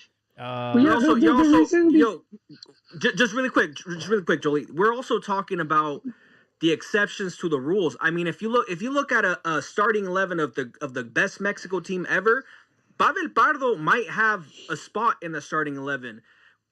Cristiano Ronaldo, obviously, go. Messi, go. Modric, one of the best in his position ever. Like, come on, like these are, and I agree that I think part of the reason why players are playing so long now is just because of nutrition, the way they train and everything. Weight training, yeah. Yeah. I think that's part of it. And these guys are also just they're not the rule; they're the exception. That makes it more impressive that we beat that Croatian team in 2014 because they had Modric in his prime, and it was they had the pillars of that team that made it to the final. We had a Gallito, dude. Two more. Don Gallo. Gallito. Oh God. Don Gallo, dude. Two more. But I was just gonna add my 2 cents to the Go ahead. Mexicans past a certain age. It eventually comes down to the money. That's basically it. Because just going to Europe doesn't mean you're gonna get bank. A lot of times, and we've seen it from our players, they're taking pay cuts. So a lot of them will go just to get that off of their chest, just to have that experience. But then they don't want to like do the whole career over there because they know they can come back to Mexico. He didn't want to do that. Yeah, because they know. He knew, and you could come back and ultimately they're gonna have to retire. And a lot of these guys, all they know is football. So you're gonna have to make as much money before you get out. So I mean, they kind of have to see it like that. Like I have 5 years left in my career. I could make this much in Liga MX, or I could make way less here in Europe. Torrado, remember Torrado? That's why Torrado left all those Spanish teams because Cruz Azul. They gave him 5 million. He got 5 million from Cruz Azul. They weren't going to pay. He wasn't going to earn anywhere near that in Spain.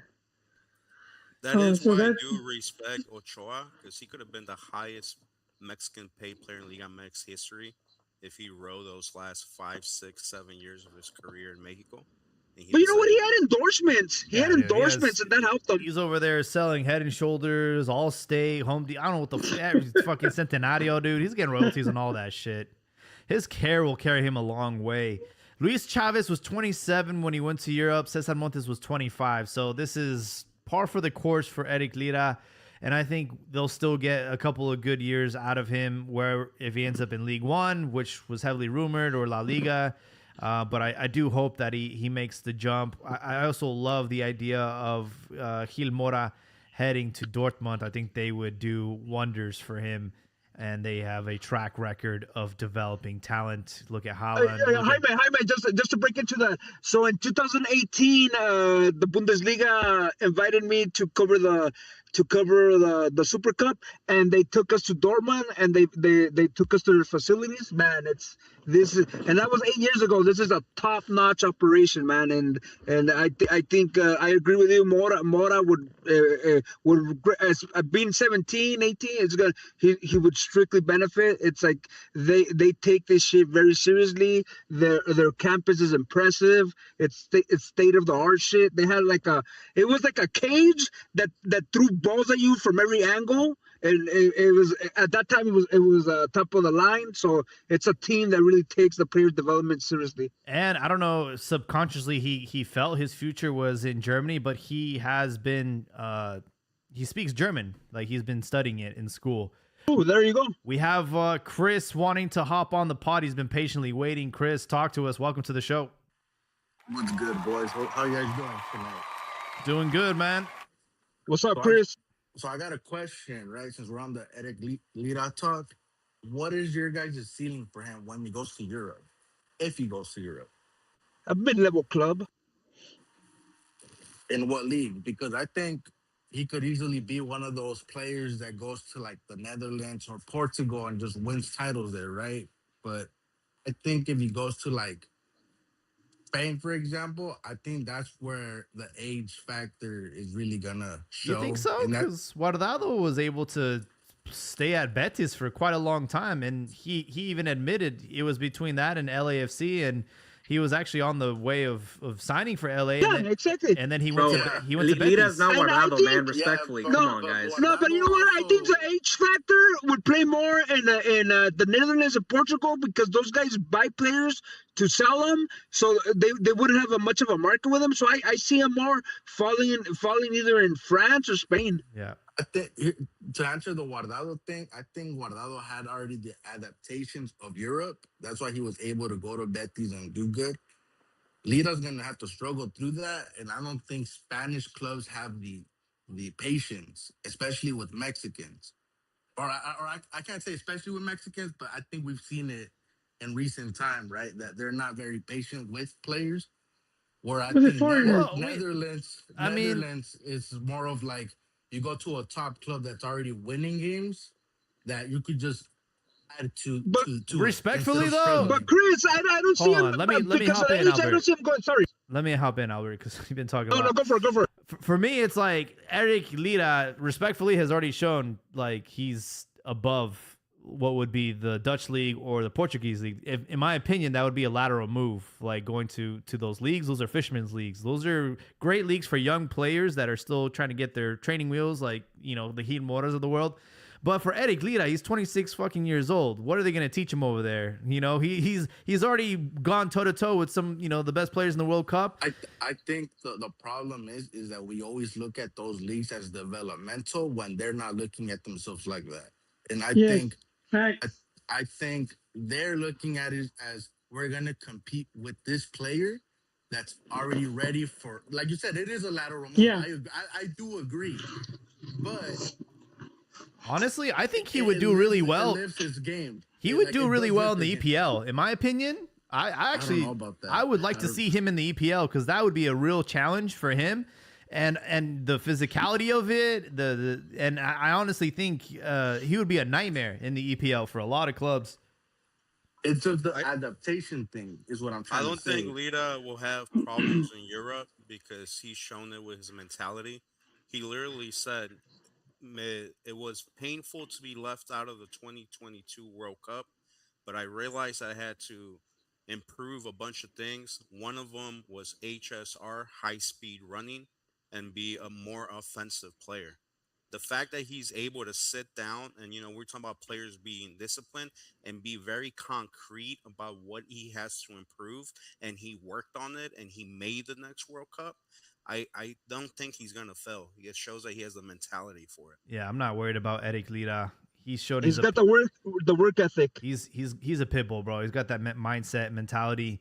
And as far as Liga Mexican players struggling in La Liga, I mean, the last one I can think of was probably Lainez, right? And you know that was dead on arrival because the coach that brought him in got fired.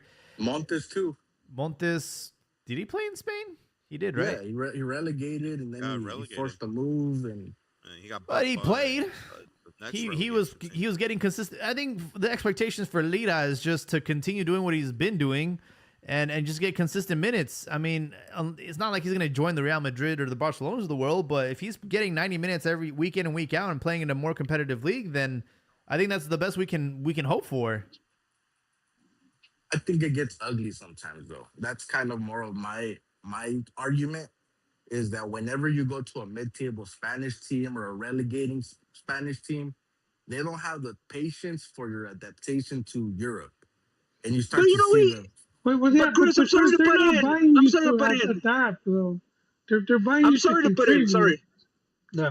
Well, no, that's just it. They're not buying you to adapt. They're buying you to contribute. You need to contribute from the get-go. And that's And you know with what? any foreigner that comes in. But what would You know he what? This struggle guy's a with? grown man already. He's 26. He doesn't. There's no learning curve that you're getting what you see. My question is like, why would he struggle? He knows the language. It's not like he's a offensive player that's expected to score goals or make assists. He's a fuck up player. He goes in there and he's gonna take your ball away. And I like. But it depends on for me, coach. You'd be It's also surprised, the Jaime. pace. It's more of Jaime. the pace of the game, if I'm being honest. Jaime, look, that's Chris. where I'm looking at it.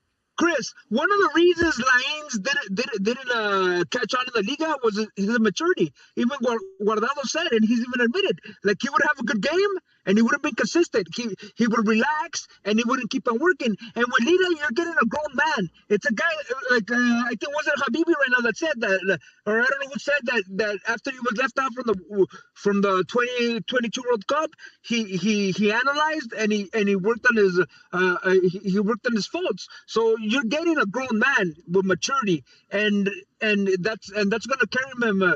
That's going to help him a lot. Yeah, we'll see. I agree that he has the skill set. Like, I'm not here to say he's overrated or anything like that. I actually wish Aguirre trusted him more. That was my issue with the World Cup, is that he always paired it with Romo, and I didn't think he needed that. I think I talked about it here, that I just didn't like that part.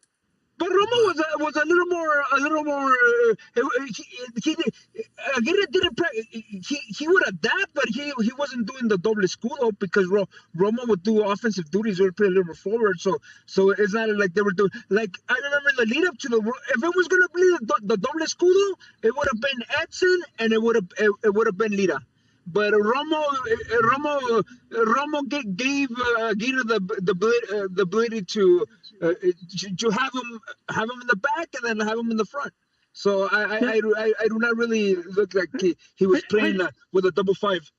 I'd say the main concern for Lira is the club he goes and does the coach want him? Because we've seen it with Mexican players. Remember Ochoa when he made that move in the 2014? The coach didn't want him. And he ended up there. Yeah, you have a promoter that takes you or someone from the team, and the coach is like, fuck that, I didn't ask for this guy. And then you just never get a fair shot. And we see that happen a lot. So hopefully if it's a coach and a club we'll cross that bridge when we get there. I mean, up until now, like, nothing's set in stone. Obviously, we're waiting on that announcement that he's signed with the team in Europe. I'm hopeful that will happen, but he did play in Jornada 1. So we'll be monitoring that situation closely. Again, the other rumor was Gil Mora to Dortmund, which, I would love that move. Moving along, let me get some of these scores in, and then we'll talk the rest about Jornada 1. León, similar situation. They were doing pretty good. They were up. And then Atlas were able to win the game 3-2 convincingly. I don't think Hernan Crespo made his debut. They had just announced him. Not yet. So it was an interim coach. Juárez and Puebla, I'm sorry, guys, I did not watch that game. Ended 1-0. Pachuca 3-0. Elias Montiel. Hold on, yo, I watched that Juárez Puebla. It was hot ass. Like, oh wow, you did good by not watching it. Worse than the final, the World Cup final, bro. Was it worse in Australia, Paraguay? Yeah. Oof. Casi, güey, pero con muchos más frijoleros. So you tell me which one's worse. But yeah, Elias Montiel, a name that I want to continue to see pop up week in and week out. I think he was injured. It was bad timing for his injury, and I think it took him too long to recover and get into this World Cup squad. But I still have hope for him in the future. And King Solomon, he scored a brace. He's still doing his thing. He's still active. Unk still got it, man, for Pachuca. And like I said, Benjamin Mora is leading the Tuzos. He's been I think he was in Vietnam. He was in China. He's been with Atlas. So I truly hope that this is the tournament where he catches on. He seems like a good guy, like a guy that's put in the work, and it was a hell of a start for him. I did not get to see Matias Almeida's debut for Monterrey, but they did get the win 3-2 over Santos. Matias is gonna get one of his homies, Orbelín Pineda. He's one of Monterrey's flaming refuerzos. So we'll see how that works out.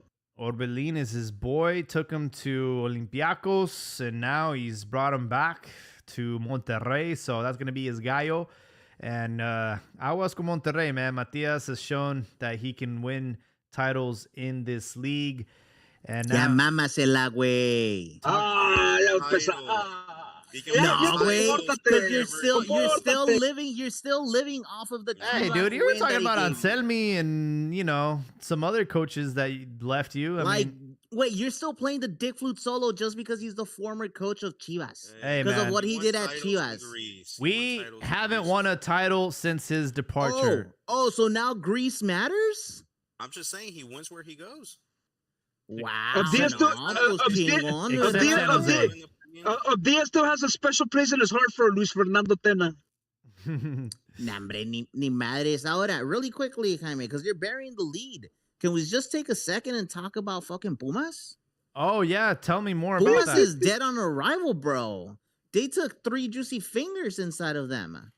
Like, Yeah, and no they- mames, güey. Les partieron la madre. They lost Jordan Carrillo. He was a loanee. We ended up buying him. And I think they still have Keylor Navas. They did buy Sebastián Cordova. And who else? There's some other player, former America player that joined Pumas. Hey, that was pretty ridiculous seeing Cordova doing the goal. Considering Cordova is from a cuna americanista, seeing him do the Goya Oh, chant, that was- Chicote Calderon. That was the other Oh, guy. there you go. Yeah. Yeah, man, honestly, Pumas is just dead on arrival. Yeah, I but don't see them doing better. They're coming you off ri- of are you 2 writing them off big right now? losses. remember Are you saying writing him off? remember their start to the season last year? We were saying the same shit. Efraín, though. But ¿Y they quién had les partió la Efraín, not madre? Solari. ¿Quién les partió la madre? No, I'm just saying, like, I had this team left for dead. They had an embarrassing League Cup, right? And then they end up going to the final, so they then got first place. Obviously, they lost, but I think it's too early. I think it's too early to be like, yeah, it's over for them, but we'll see. You lose your preseason tournament. You lose your home opener. Come on, man. I know you're almost as bad as Chivas, losing their game 2-0 to Toluca to former Chivas players. Ooh, that's a hot Ooh. take. Oof, That's a hot oof, take, oof. Jaime. Hey, I'm just here to show face because I had that game on. I was bartending. I was trying to watch the game, and I was like, oh, what? We're about to whip out the champagne because this is football champagne. You know, we got Kevin Castañeda. Castañeda? We have all these like seleccionados, you know, and we fucking shat the bed. I don't know if they just had ring rust. I don't know what's going on. Maybe they needed more time to relax. But goddamn, don't- bro, that Don't was forget, güey.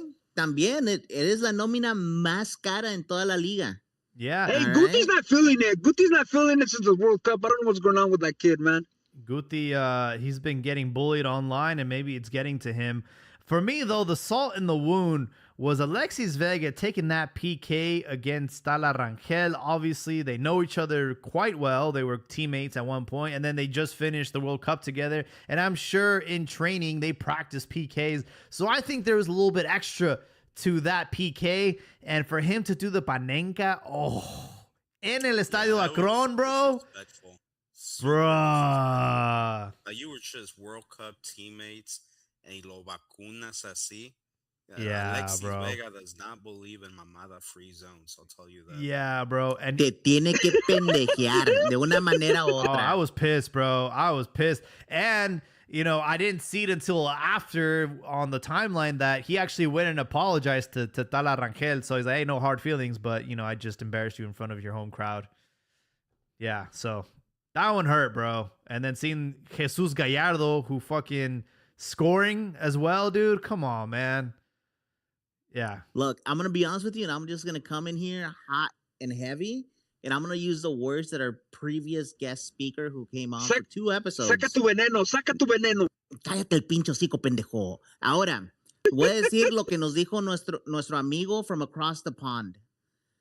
When you have a team that's going in and plays with too much passion, too much intensity, Oh, my God. they start to lose it. Porque ¿sabes qué fue lo que hizo Chivas, güey? And let's just be honest.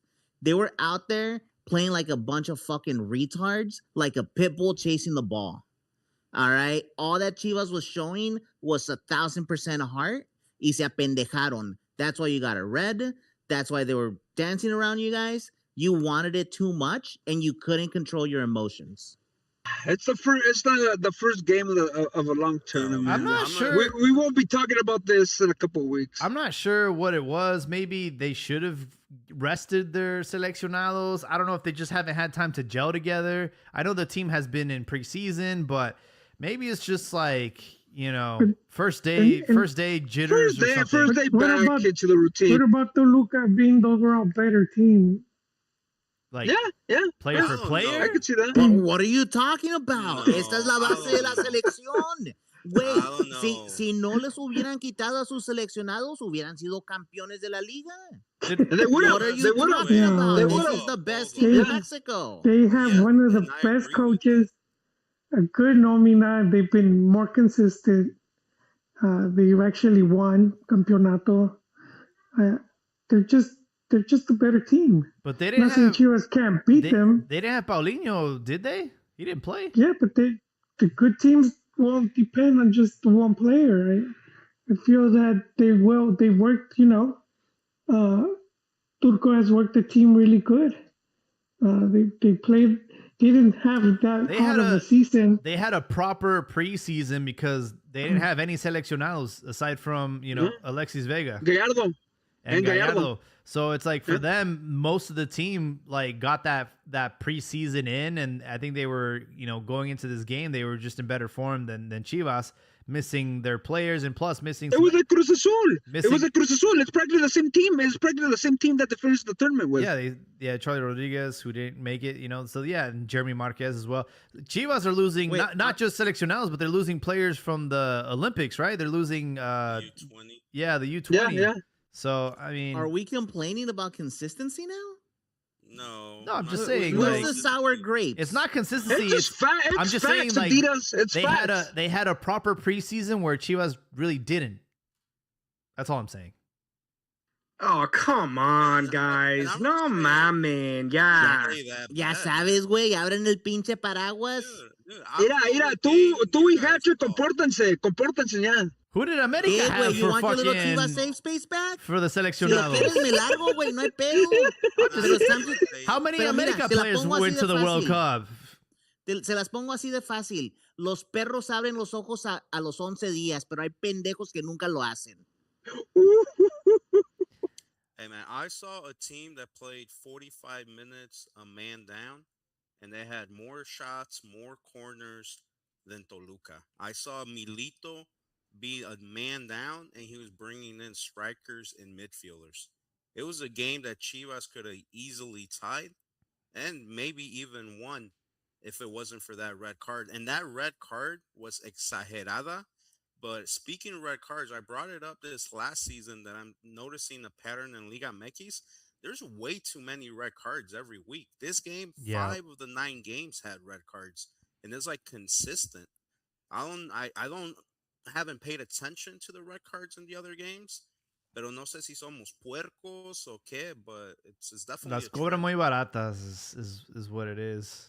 No mames, güey, le metes un codazo en la jeta a un adversary, and all of a sudden it's okay.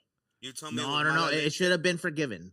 Are you telling me it was mala leche? I'm telling you that it's intención? contact to the face. I'm asking you, ¿era con intención de mala leche? Or is it ¿Sabes qué, güey? If you watch it at game speed, si era de mala leche, and you see him like lunge Bro, his body towards the He player. looks at him. He like turns to make sure he's there. Yeah, exactly. So like if you want to bring it in, sí, güey. Sí o no? Sí era de mala Sí, leche. sí, porque you ¿Y can't sabes qué, lift güey? your elbow that high. Es una jugada temeraria, pero pues ya sabes, güey. It's fine. Pero si sabes qué, güey, si la quieres poner así, que si fue de mala leche o de no, dale dos Look, juegos. I see it as a good thing because that means we don't have to use him in the next game.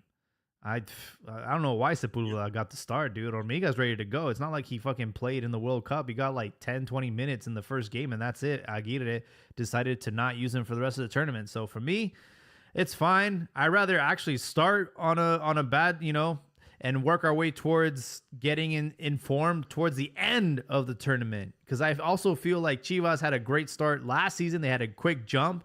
They were in first place majority of the season, but then off towards the end, when they lost the seleccionados and all that, like they kind of started to lose that form and lose that. So for me, it's like, it's fine. Give them like 2 or 3 jornadas to figure shit out. We got Juarez next, so we'll see. And then we got the Leagues Cup in 2 weeks. Oh, So God. Yeah.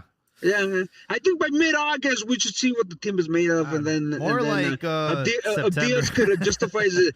then if Diaz could justify his shit talking back, but for now it's It's just so let him get early. warmed up. The World Cup hadn't even Jaime. ended yet.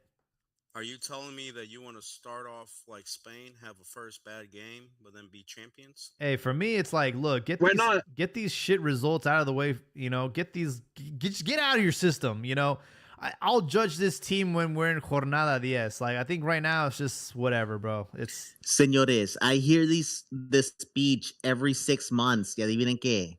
Cada 6 meses terminan llorando. yeah, but we had a great season last season. If you know, up until they took away our players, I think there was something to hang your hat on. I was pretty happy. And Chivas would have beat Cruz Azul, and that's it. They would have done it. I'm sorry, Diaz. It would have happened. It would have fucking happened. Hey, Shoulda, curveball coulda, nowhere. woulda. Pero ¿sabes qué? No pasó, mijo. Do you guys have a home yet? Because where's your? You know what? Where the fuck are you guys I like playing? the fact that you bring that up because ¿sabes a quién le metimos la pipa también? Al grupo Omani. Oh wow. Who? All right? The people who control Estadio Azteca. So what were the new developments with that deal? Did they fix it, Diaz? Bro, esos cabrones están tan muertos de hambre, güey, que neta parecen argentinos. They're gonna start talking to us en puro che, ¿verdad? Porque ¿sabes qué es lo que Boludo. pasó, güey? No tienen suficiente dinero para pagar sus cuentas y sus saldos, al menos que el Estadio Azteca tenga 3 equipos jugando adentro de él. Cuando Cruz Azul les dijo, ¿sabes qué? Me quieres robar, te quieres echar atrás en el contrato que ya teníamos firmado, ¿sabes qué? Vete a chingar tu madre y me voy. ¿Sabes qué fue lo que hizo el grupo de la Azteca? Dijeron, ¿sabes qué? No, perdón, mi rey, perdón. ¿Sabes qué? El trato que tenemos está bien, por favor, síguenos dando el dinero, no hay pedo. Pero ¿sabes qué fue lo que le dijo Cruz Azul? ¿Sabes qué, güey? Me trataste de meter un dedo por el culo y eso no me gusta. Yo me voy a ir de aquí cuando pueda. That's why they're still fixing up Estadio Azul. Diaz, so what was the deal that they didn't want to give him money for concessions, and they were gonna the lease they were gonna up the rate? Were those some of the details? No, so I believe the rate wasn't what was being discussed. It was more as for the percentages from parking, tickets, concessions, Isn't there apparel, also a bank, all of those bank things. sponsorship? I don't know about that one. I'm not gonna start pulling at straws or anything. I'm gonna tell you what I know, and those were the main points of contention right there. It was, hold on. So not only am I renting out this place from you, now you're trying to put your hand in my pocket regarding everything else that happens inside of the stadium. Where the fuck am I making money there? This is the same conversation that's had when we look at the MLS and what's happening in British Columbia. Right? The fact that the Whitecaps are getting kicked out of BC Place and they're no longer going to be the Whitecaps. They have to find a new place to go. Why? Because they lose money hosting a game at BC Place. So therefore, it's just not lucrative to work under those conditions. It's also the same reason why Cruz Azul won't buy Estadio Azul, because every single time that Cruz Azul goes, because Estadio Azul is owned by the city. It's not owned by a company or anything like that. So when they go to the city and they say, hey, we'll buy this property from you, we'll renovate it, we'll build it up, we'll do all of these things, but the land is ours, we control it. La Ciudad de Deportes dice, ¿sabes qué? No. Because at that point, I lose all of the money that can be generated out of that place. As to right now, if I hold on to it and I keep renting it out, they'll be making more money for the city. Hey, so you mentioned that America's broke, and there might be some more evidence to that with Telemundo securing the Champions League TV rights in the US that were previously owned by Univision, and I know Univision is still part of Televisa. So What is happening, man? And also, America, who the fuck did you guys sign? I don't think they signed anybody in the offseason. What's going on? When it comes to Univision, I think they dismantled all their TUDN operation in Miami. As you could see with the Telemundo, it was practically a Univision reunion, and it's pretty bad because I've been reading about who's gonna bid for the rights for the 230 and 234 World Cups, and nobody's talking about Univision. They're out the game. They're out the game, and it has to do with a lot with Televisa situation in Mexico, and it's pretty sad because to tell you the truth, I didn't like Telemundo's coverage, but they're hurting. They're hurting bad. Best part didn't they about get investigated? Didn't they get investigated, Univision, for like fraud on how to acquire the World Cup rights? I don't know about that one. No, Chief. that was Telemundo. That was Telemundo and Fox because No, wasn't it Televisa? No. That was when was I mean, not Televisa? Televisa, Univision. Albert, right, hold that- on, wait, you're wrong. Keep on going, Joel. I know what you're talking about. Yeah, that was dale, around dale. the time this dude had to Descarga had to step off. Yes, it was that one. It was the money Yeah, laundering. take and it how away. it I know is- what you're talking about. Yeah, I remember. Yes, I'm it's sorry. the money laundering and how it is that they are able Simon, to hold on to the transmission rights in Mexico. Mexico not here. Yeah. Esos son los putazos, and that's why Papi Escarrega had to step away. Now, really quickly, all right, before we give little hat his space and the possibility of defending the slander that is happening against America, I just want to say this, all right? La Copa Mundial en Telemundo, I enjoyed it, all right? Me I too. hate Andres Cantor, fucking hate him. That's why yesterday when the final whistle blew, the first thing that I did is I stood up, I screamed at my TV, I flipped off my TV and screamed, and I said, fuck you, Andres Cantor. Fuck you. I'm so happy about this. And then you got to hear him cry like a little bitch. Pero this is the most interesting fact that as to what's going on right now with transmission rights. All right. Telemundo did such a good job, not just catering to the Hispanic audience, but rather the football loving audience Yep. to where Poaching. They were Americans poaching. are now watching the game in Spanish. Why? Because of the feelings that the narrators put into the match. And because no it's been commercials said- during the hydration break. But no you know what? commercials, none of that. Matias, None of that. Matias. Espérate, güey, espérate. The other Dale, thing- tú dale, cabrón. I'm sorry. the other thing has been said que lo que está pasando and why the Americans like it is one, you don't have Alexis Lawless spewing his stupid bullshit the whole time. That too. Two, you get to watch the match. Let's say you're doing things around the house.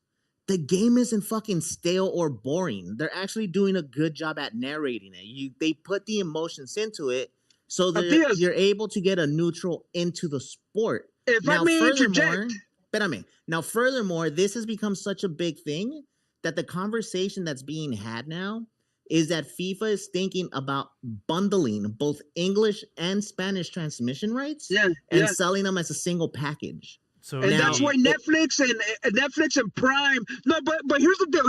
Here's the deal. So they say if the tournament goes to what is it, 62, 64 team, FIFA is not only going to look for a linear partner. A linear is like NBC, something like that. But they're also going to want a streamer on board, which that's where Netflix comes in. That's where Oh. Amazon comes in. So it's going to be a desmadre. And to Abdia's point, so Fox was bickering that Telemundo was poaching away English viewers because you know what, Telemundo was doing, they were doing commercials in English. They even did one with Owen Wilson, and you know what, getting Peacock, getting the cock was more accessible than getting Fox One. You just pay your $10 a month and you had everything. But my gripe with Telemundo is that they didn't have quality guys. They had guys like Omar Cerrón, like Calvo, in high commentary positions, and these guys are nobodies, and they operate on the cheap. So that's that's just me nitpicking, but I'm not happy. But it looks like they're as serious just because NBC is going to go for the rights in English too, and they have the streamer Peacock. It wouldn't surprise me if Telemundo gets the rights for the next two World Cups. Yeah, the cock was great, man, and watching it in 4K in all its glory was amazing. And it's hard. It's so hard to watch Liga MX on VIX, bro. VIX is fucking ass. And it's So bad. unskippable ads during a live game. That's you should be like ejected for that. You know, when you're trying to get the score, you're trying to see like how the game's going, and two unskippable ads. You can't skip them. You're forced to watch them. Oh, that is the worst, bro. Yeah. So I'm happy that Chivas are on the cock, and they just got the Bundesliga as well. Hopefully there's some Mexicans that will join. And they got the Champions League. Somebody already mentioned they got the Champions League. So it's that's the cock is the place to be. The cock is the place to be. So, bro, if you're on the cock, you're gonna be eating. All right, like you're gonna be good. Like, don't worry about it. The really interesting thing that's happening is just how it is that the future is gonna shake out. Because let's be honest, man, the cock is growing and it's getting stronger. It's getting bigger. It's getting bigger, bro. It's getting to the point where you can no longer ignore it, and people from the other side, aka monolinguals, are starting to pay attention. It's an explosion of success, an explosion of success. And if soccer's not what you need, I mean, me and Sombrerito ended up watching Obsession yesterday. It was great. It's so funny. I put it on, and then on the Discord, he was also watching it, and yeah. So they also get like new releases, you know, when movies come out, because it's obviously NBC. Yeah, bro, that was honestly a very pleasant surprise, because I was like, because I heard it came out and I was like, where can I watch it? And then I see it. I think it was after the World Cup game, and I was like, oh shit. I was like, oh hell yeah. So yeah, I was watching. I think I was maybe like 20-25 minutes behind you. They knew what they were doing. They're like, we're gonna let this drop right after the World Cup, so you stay on the cock and watch it with your girl and laugh about how it's pretty accurate. You know, dating a Latina, you just watch Obsession, bro. It's a true story. Bro, I'm not gonna lie though, the cock is great for like couples, children.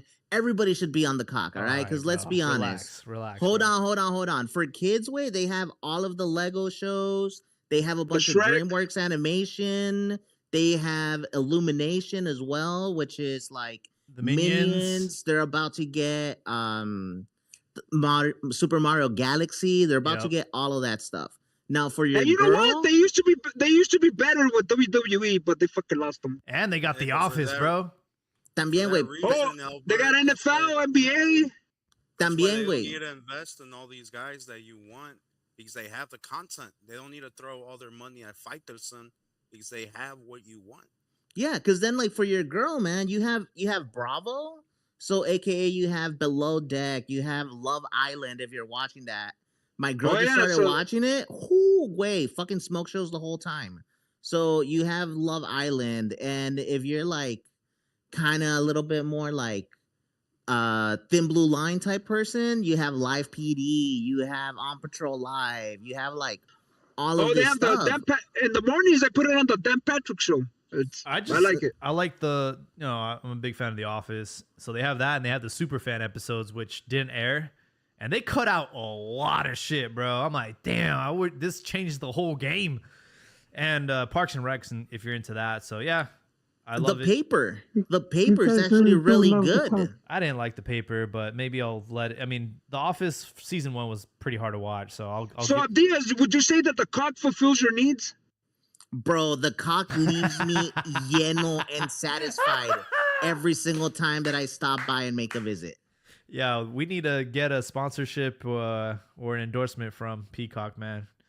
Bro, they're gonna pay us to shut the fuck up and stop calling it the cock. Hey, Jaime, I'm gonna need you to take these clips of Diaz and use them when Cruz Azul gets slammed 4-0. Okay. I will. I'm looking forward to that. We have Jornada 2 coming at you tomorrow, bro. They're wasting no time. We have Cruz Azul playing 2 games. Puebla. And we have Toluca versus Pumas. I feel like they're throwing these games at us too quickly, man.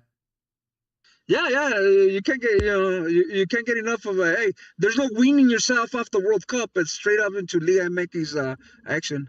Pero no I was mames, wondering what güey. the rush is, and I realized that late September to October, there is a 19-day FIFA international break. Oh, Holy wow. shit. Crazy. I can't remember the last time there was such a long break. There's enough space for 4 games. Each national team is expected to play 4. And then don't forget, we also have Leagues Cup, and we Yeah. Oh, yeah. stop our domestic league. So we're all rushing to get as many games Are in they as we are can they right gonna now. stop it? Are they gonna stop it, or I thought they were just gonna do the games in the weekdays. I'm pretty sure they're gonna stop it. They at least haven't released any information as to how it's gonna play out. But no mames, güey. You have to stop it if you want to build it up to what it's supposed to be. You're gonna stop it. Now, the one thing that's really interesting about Leagues Cup this year is that it's for the first time you're gonna have games being played in Azteca, in Toluca, and I think Monterrey. I think Monterrey. Yeah, I think Monterrey is the third one. So they're gonna be coming over to play over here or to play in Mexico. So that's gonna be interesting. It's gonna be fun to see how it is that travel affects those teams. Most of all, having them play in hostile environments. Yeah, it's gonna be interesting, and I'm not sure how they're doing it this time around, but it looks like there's like Group A and Group B, and it looks like a league table. Yes, they're stopping the tournament just for the group stage instead of the whole thing. So it's only like a 2-week pause, and then they'll play the KO rounds throughout the season. Okay. I'm gonna be honest with you, man. ¿Cuántas veces han manoseado esta pinche competencia? I know. Really fucking turns me off on it. I just Like, why the are we first- doing it? Like, is my question. It's useless. It's like, okay, I understand that was one of the requirements so that Mexico could participate in the World Cup, that they in good faith It's they would like- help this tournament. But the fucking World Cup is over already. It's Fuck like, that. it's like, hey, we can stop pretending that we like each other. We already got what we wanted. Exactly. So you go fuck off, you do your thing, and I fuck off and do my own thing. And if I see you, it's on site, bro. It's on site. Like, Y nos partimos la madre Exactly. one time a year, and that's gonna be in la CONCACAF Champions. Oh, and Ahorita they still have that fucking Diaz. They still have that fucking MLS Liga MX use this The All-Star game. Yeah. dude, it's like, I don't know if you guys had siblings growing up, but it's like you had to be on your best behavior and pretend you got along just so you guys could both get like a toy, or there was like an incentive. Yeah. I feel like that's what it was with Leagues Cup. It's like, hey, we're gonna submit a bid and try to get this World Cup in America, Mexico, and Canada, but we have to pretend we all love each other and we're willing to work with each other, and let's do this Leagues Cup. And now that it's over, it's like, all right, bro, we can just stop. We don't have to keep doing this. That's why I always preferred hanging out with my cousins, because we didn't have to pretend that we liked each other. Like, we saw each other y era putazos as soon as we got out of the cars. Hey, Chemo, you need to relax, because I recall you celebrating Leagues Cup as an official trophy.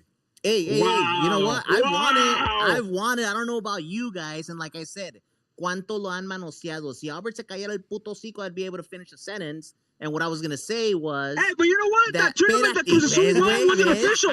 It wasn't official. It was a fucking cascarita. What's more Albert, true than let what him he just talk. did? Let him talk. Pero Stop bueno, the como truck. estaba diciendo, güey, la cosa es, el primer torneo, like the first full run one where we had all the teams participating, that shit was dope. I was enjoying the shit out of it. I was living in That was Seattle. I whack. was going to the stadium. I was doing all that. All right. Luego le empezaron a sobar la concha y no, vamos a mover esto aquí, vamos a mover esto allá. Y ahorita, güey, ya estamos de que ya le metieron hasta la muñeca y a ver qué es lo que hace ahora. And they're going to play games in Mexico this time. I just don't understand why they don't just do it where it's like you get to play one game in Mexico and one game in, like give both clubs the chance of playing in front of their, respective stadiums. Like I don't understand how this has to be done in the US. Like I don't understand that. I'll tell you why. Because at that point, it starts to infringe on the CONCACAF champions, and La Conca Champions is the premier championship of the region. But So Diaz, therefore, they don't I'm want sorry to to infringe upon interject, it. Diaz. But you win. You could qualify to that tournament through Leagues Cup. I think I think there's 3 tickets on the line. Exactly. Guys, So therefore, the Mexico's premier first 3 one friendlies. is No, but CONCACAF. still, it's a tournament. It's still CONCACAF recognizes it, so it's still like it's a major tournament in their schedule. I'm sorry to interject. For sure, folks. We're at 2 hours, so I think we're gonna put a bow tie on this. Albert, it's good to hear you again. It looks like you had a lot of. Thank you. It's great to be back. It's great to be back. I missed the Diaz. I missed him a lot. He had like 2 or 3 episodes just queued up, ready to go for us today. I could tell from the energy. But if you want to kick off, I'm happy to be back. If you want to kick off closing thoughts for us, that'd be great. Yeah, it's just we're going through that through. It feels like when you have that fucking killer party and it's the day after and you're reminiscing and you're getting back into the groove, and it was a hell of a. The World Cup was a hell of a party. I remember everybody talking shit, all the Brits, that the stadiums weren't gonna get full, and everybody saying, "Hey, just wait and see for the tickets." And I waited and see, and they fucking doubled by game time. So it was a total success. And Mexico, like I said, it was after the disappointment that was the 2022. It was a total party. In Mexico, it was awesome, but also here, people also showed their pride, and it was just personally, I'm gonna be honest. I was a little bitter because I wasn't able to cover the tournament. I just it's just when I tried to get a credential, it was too late. If I would have done it earlier, I probably would have gone. And then also I had a health issue, so that would have been issue. But you know what? I was able to spend most of the World Cup watching it with my uncle. My dad passed away in 2019, but the 2018 World Cup, he wasn't okay anymore. So the last World Cup I was able, and he was blind, was 2014. So I was able to spend time with my uncle. So it was like I wish I was at the stadium, but also I'm glad I got this opportunity to watch it with my uncle every day. He has sons, but I'm the soccer fan. So he would literally call me up at 11. Hey, Albertico, vente, vamos a estar en el bar, vente a ver. So it was just an incredible experience, and just right here, living here with you guys in the chat, in the pod. It was I had a blast, and I hope everybody else did. Have a good night, guys. Awesome. Thank you, Albert. Who wants to go next? I'll go next. We didn't have a semifinals episode, but before the semifinals, my closing thought was, si el fútbol es justo, Francia y Inglaterra are going to win their game. And honestly, that was just being emotional, like the English guy said. El fútbol sí fue justo. France struggled to beat Paraguay. It was thanks to a penalty. Spain was definitely the better team, the team that deserved to be in the final. They knocked out Cristiano, Mbappe, and Messi. And I also think el fútbol sí fue justo having Argentina in the final, because we were able to see, all these Argentinos reach the peak climax of emotion where they thought they were going to be back-to-back champions. And it was just beautiful watching them fall from so high, watching their country go in debt, watching Andres Cantor cry and think he's the Brazil of the world, watching their president tweet out that due to them being champions, that when they have the parade, that'll be a national holiday. That's how confident they were they were going to win. And no, it was great. Now we come back to reality. Today at work, like it was just so weird because I would be like, okay, I'm just gonna knock out some work real quick, then go watch the 11 o'clock game, the 3 o'clock game, 7 o'clock game, and I was like, man, what is there to do? Like, what is life now? And Liga Mekis, love it, love all the other club stuff, but it just doesn't feel the same. And it also shows that this is the biggest sporting event for humanity. It's something that we've always known, but it just felt so beautiful to experience it. And now we have to wait another 4 years, and it's also a blessing. I was telling some friends, like, if Mexico losing, like ruin your week, ruin your month. Also find the beauty in that that's the worst thing that's going on in your life right now. And there's people going through much worse where the result doesn't bother them. So hopefully we are blessed enough to be here in 4 years and enjoy another World Cup together.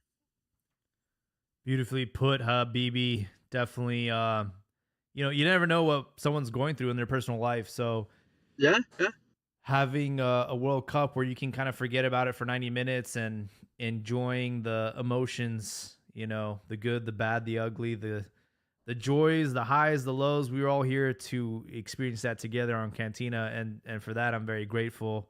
But I'm getting ahead of my closing thoughts. We still have Joel and Abdias. Pues bueno, caballeros, I'll go next.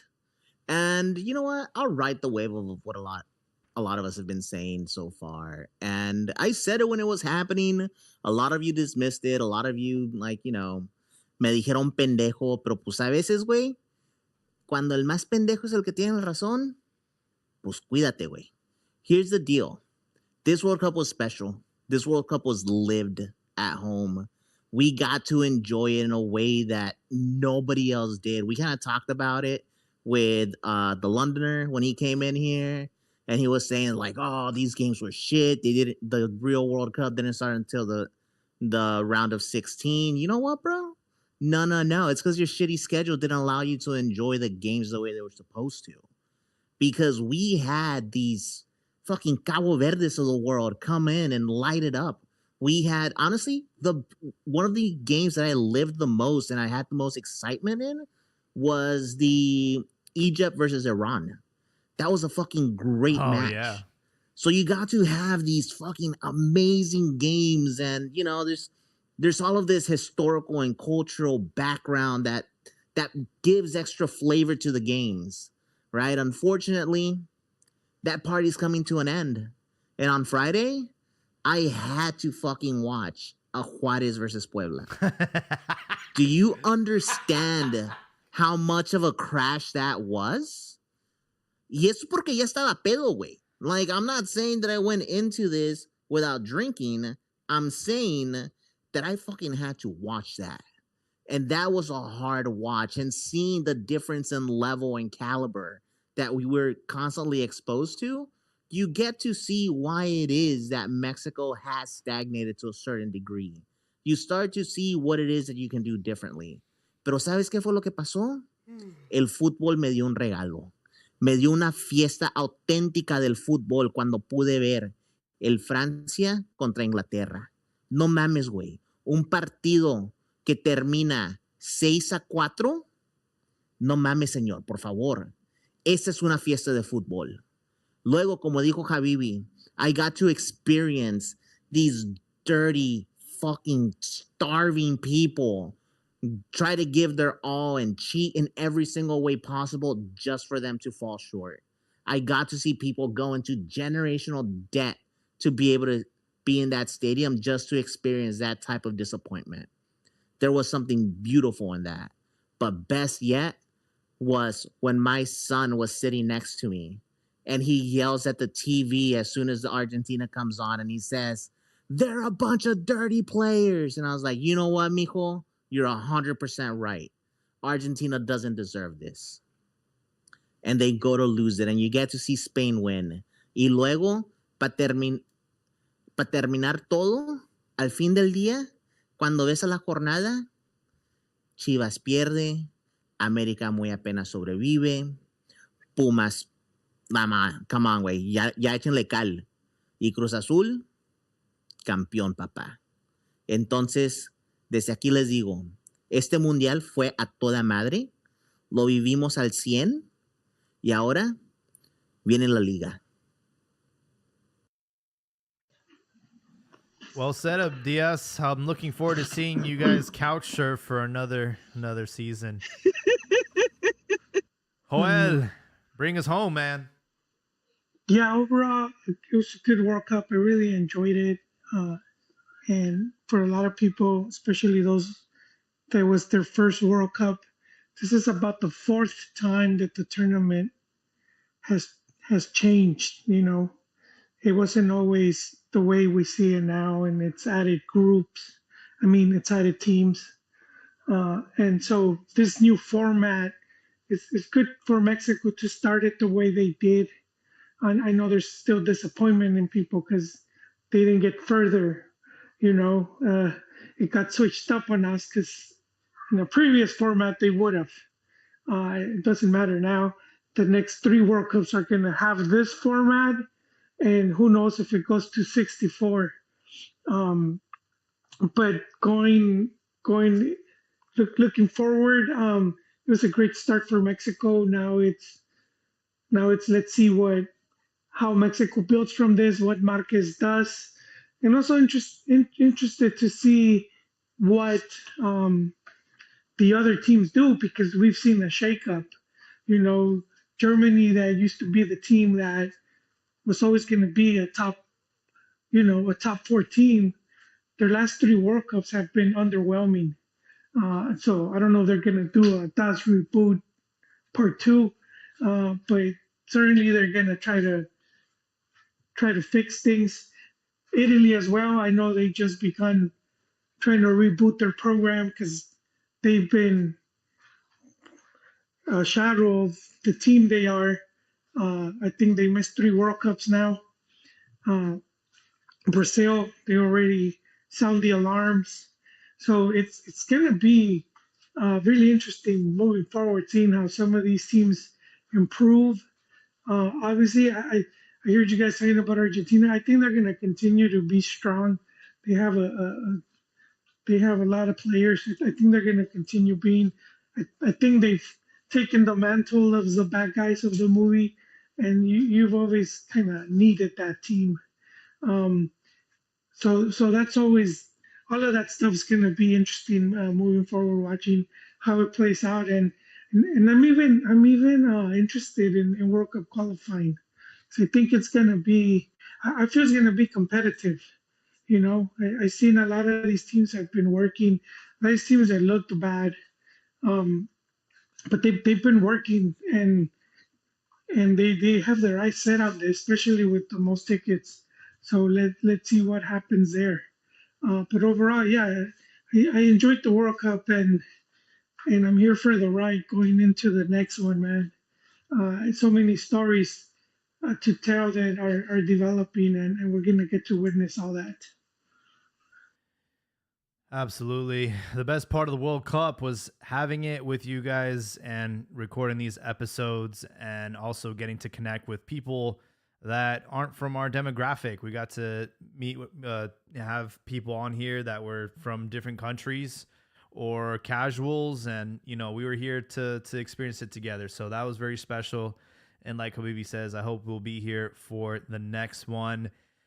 Closing thoughts for me. This was by far one of my favorite World Cups, although I will say the ending was kind of anticlimactic. It was building up to this great thing, and then it just ended up. I think we all got off on the third place match. I think that's where I wish I could just erase the final and just have that be the last memory I have of the World Cup. I will say though, seeing Argentina be sore losers and taking the loss like that, like thugs, is embarrassing, and I'm glad that they got exposed to the world for the scumbags that they are. With that being said, I'm gonna have to be patient with this Chivas team. I'm gonna try and stay calm, cool, and collected. It's gonna take a couple jornadas for them to get their shit together, but I know that by the end of the season we'll be looking good. We already look better on the field thanks to Nike. Our kits are beautiful, and I'm very unhappy that they've only dropped in Mexico so far. I keep refreshing the Nike app to see when they will hit the streets here in America, but hopefully soon. With that being said, guys, we encourage everyone to return to Cantina MX. We go live on Twitter Spaces. We'll allow you to speak.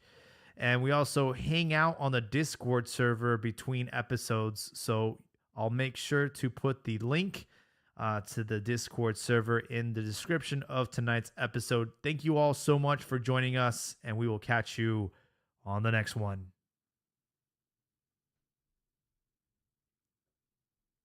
Thank you, YouTube. I love the comments. David Vasquez. The Koreans picked up our culero chant. We don't need a country that's obsessed. We just need a few thousand, which Mexico has. Same thing with USA when they won hockey Olympics versus Russia. US ain't obsessed with hockey, but they could win. Yeah, I mean, Mexico won the Olympic golds in soccer in 2012, but winning a World Cup is a little bit more difficult, a little bit more nuanced.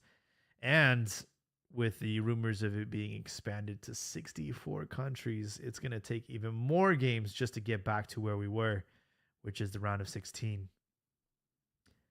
All right, YouTube, thank you for hanging out with us.